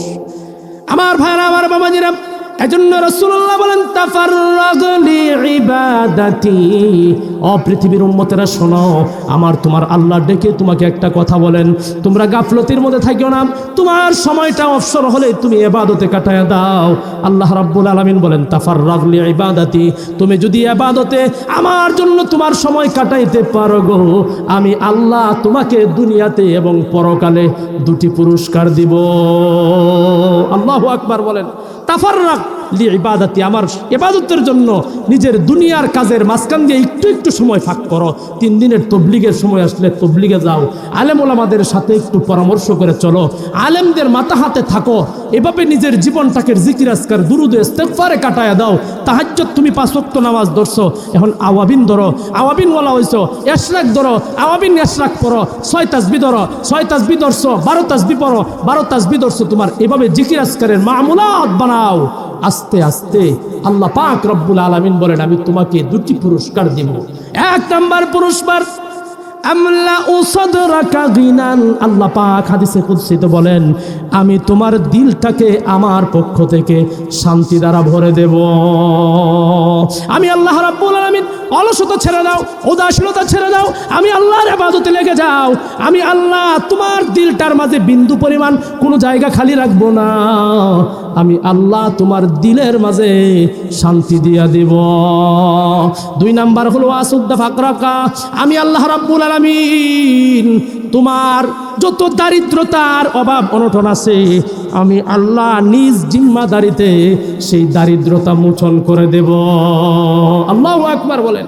ওয়া ইল্লা তাফআল, আর যদি তুমি এভাবেই শুধুমাত্র চলো, গাফলতির মধ্যে চলো, নামাজের ওয়াক্তের কোনো পরোয়া নাই, হালাল হারামের পরোয়া নাই, পর্দার কোনো বিধান নাই, পর্দার পরোয়া তোমার ভিতরে নাই, কোরআন পড়া শিখলা না, কোরআন তিলাওয়াত তোমার সহি আছে কিনা, নামাজে তুমি কোরআন শুদ্ধভাবে পড়তে পারো কিনা, দিনদারি তোমার জানা আছে কিনা, কিভাবে ইবাদতগুলো করতে হবে, সব কিছু থেকে তুমি গাফেল, আমি আল্লাহ পাক রব্বুল আলামিন আমলা উসাদরাকা গিনান তা করব না, আমি আল্লাহ তোমার জীবনটাকে ব্যস্ততা আর ব্যস্ততা দ্বারা ভরে দেব। এজন্য অনেক মানুষ নামাজের সময় পায় না, হুজুর ব্যস্ত, আমি একটু যাই কোরআনকে পড়ে পড়তেছি, কথা কোন ঠিক না বে ঠিক? আমার ভাই আমার বাবাজিরা যদি ডাক দেয় আব্দুল বসির ভাই চলো নামাজের আজান হয়ে গেছে, বড় যা নামাজ আইতেছে, একটু কাম আছে তো ব্যস্ততাটা সারে আসি। না না না, এই উত্তর দেওয়া তোমার ঠিক হয় নাই। যেই মাত্র তুমি এই উত্তর দিলা, আল্লাহ রাব্বুল আলামিন বলেন আমি আল্লাহ রাব্বুল আলামিন তোমার জীবনটাকে শুধু ব্যস্ততা আর ব্যস্ততা, একটার পরে আরেকটা, একটার পরে আরেকটা, হঠাৎ করে জোহরের নামাজের সময় চলে গেল, আসরের নামাজ হয়ে গেছে গো, কিন্তু আবারও যে আব্দুর রাজ্জাক ভাই যায় আবার ডাক দেয় ভাই হাসেন যায়, ওই একটু কাজ রয়েছে, কিন্তু এদিক দিয়ে জোহরের নামাজ চলে গেছে, ঠিক না বে ঠিক? এবং আল্লাহ রাব্বুল আলামিন বলেন এভাবে দিনদারি ছেড়ে দিয়ে শুধুমাত্র দুনিয়াদারি যে ধরবে, দুনিয়া এমন এক দ্রুতগামী ঘোড়া তাকে আর কোনোদিন সে পাবে না। আমার ভাইরা আমার বাবাজিরা, এজন্যই চলুন যতটুকু সময় হায়াত পাই আল্লাহর ইবাদতে কাটায়, রাজি আছি তো ইনশাআল্লাহ? জোরে আওয়াজ দিবেন আল্লাহু আকবার, আল্লাহু আকবার। আমার ভাইরা আমার বাবাজিরা, জুনায়েদ বাগদাদী রহমাতুল্লাহি আলাইহি এবার পাখিকে জিজ্ঞাসা করে, ও পাখি এমন কি নসিহত করবা তুমি যে উপদেশের কারণে আমার দুনিয়া এবং পরকাল সফল হব? এবার সেই পাখি কিন্তু প্রশ্ন করছিল, ঠিক না বেটি? এবার প্রশ্ন করছিল, এই কথা বলে আমার শেষ করে দিতেছে আলোচনা। প্রশ্ন করছিল হুজুর বলুন দেখি, সকলেরই জানের মায়া আছে, কেউ কিন্তু কারো হাতে বন্দী হতে, আওয়াজ দেন, বন্দী হতে মামলাটা ফললে, ঠিক না বেটি? পুলিশে তো বলে একদিন হারাম দেয় রাত্রে, পরের রাত্রে তার বাড়িতে নাই, চাচা গেছে কই, কই আছে কাটা জানে, এই যে গাঙ্গের পারো, কিন্তু হ্যাঁ খেতা লয়ে ঘুমাইতেছে, ঠিক না বেঠিক? বন্দি হতে চায় না, কথা কন ঠিক না বেঠিক? কেউ বন্দি হতে চায় না। আজকে সেই আমাদের সরকার, যে বিগত সরকার ছিল, সেও কিন্তু কারো হাতে বন্দি হতে চায় নাই, সে কিন্তু মাটি ছেড়ে আকাশে উড়াল দিয়ে সে কিন্তু ভারতে চলে গেছে। বন্দি হতে কেউ পছন্দ, ক্ষমতা লাগবে না কিন্তু বন্দি হতে, জোরে আওয়াজ দিয়ে বলেন, ক্ষমতা লাগবে না বন্দি হতে। এবার ওই পাখি বলে হুজুর আমি তো বন্দি হতে চাই নাই, কিন্তু এরপরেও আপনার খাঁচায় যে আমি বন্দি হইলাম, কোন কারণে বন্দি হইলাম, কেন হইলাম? জানের মায়া তো আমারও আসিল। হুজুর বলেন না না, এটা তো কঠিন প্রশ্ন, কেন তুমি বন্দি হইলে এটা আমি বলতে পারবো না। এবার এবার ওই পাখি বলে, হুজুর এই প্রশ্নের উত্তর যদি আপনি পেতেন তাহলে আমার নসিহত, আমার উপদেশ আপনি পায়ে যাইতেন। সুবহানাল্লাহ বলেন। আমার ভাইরা, আমার বাবাজিরা, এবার পাখি ডাক দিয়া বলে, হুজুর আমরা পাখি জাত, আমরা বড় সতর্ক।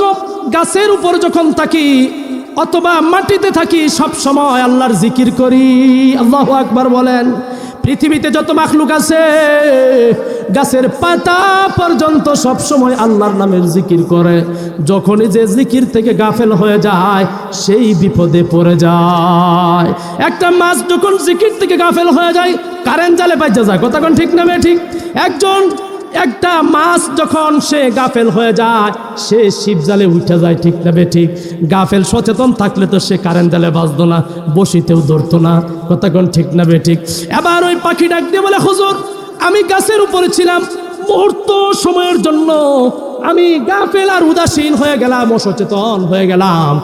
আমাকে আপনার শিকারী নিয়ে এসে খাঁচায় বন্দি করেছে, এজন্যই দীর্ঘদিন আপনার খাঁচায় আমি বন্দি।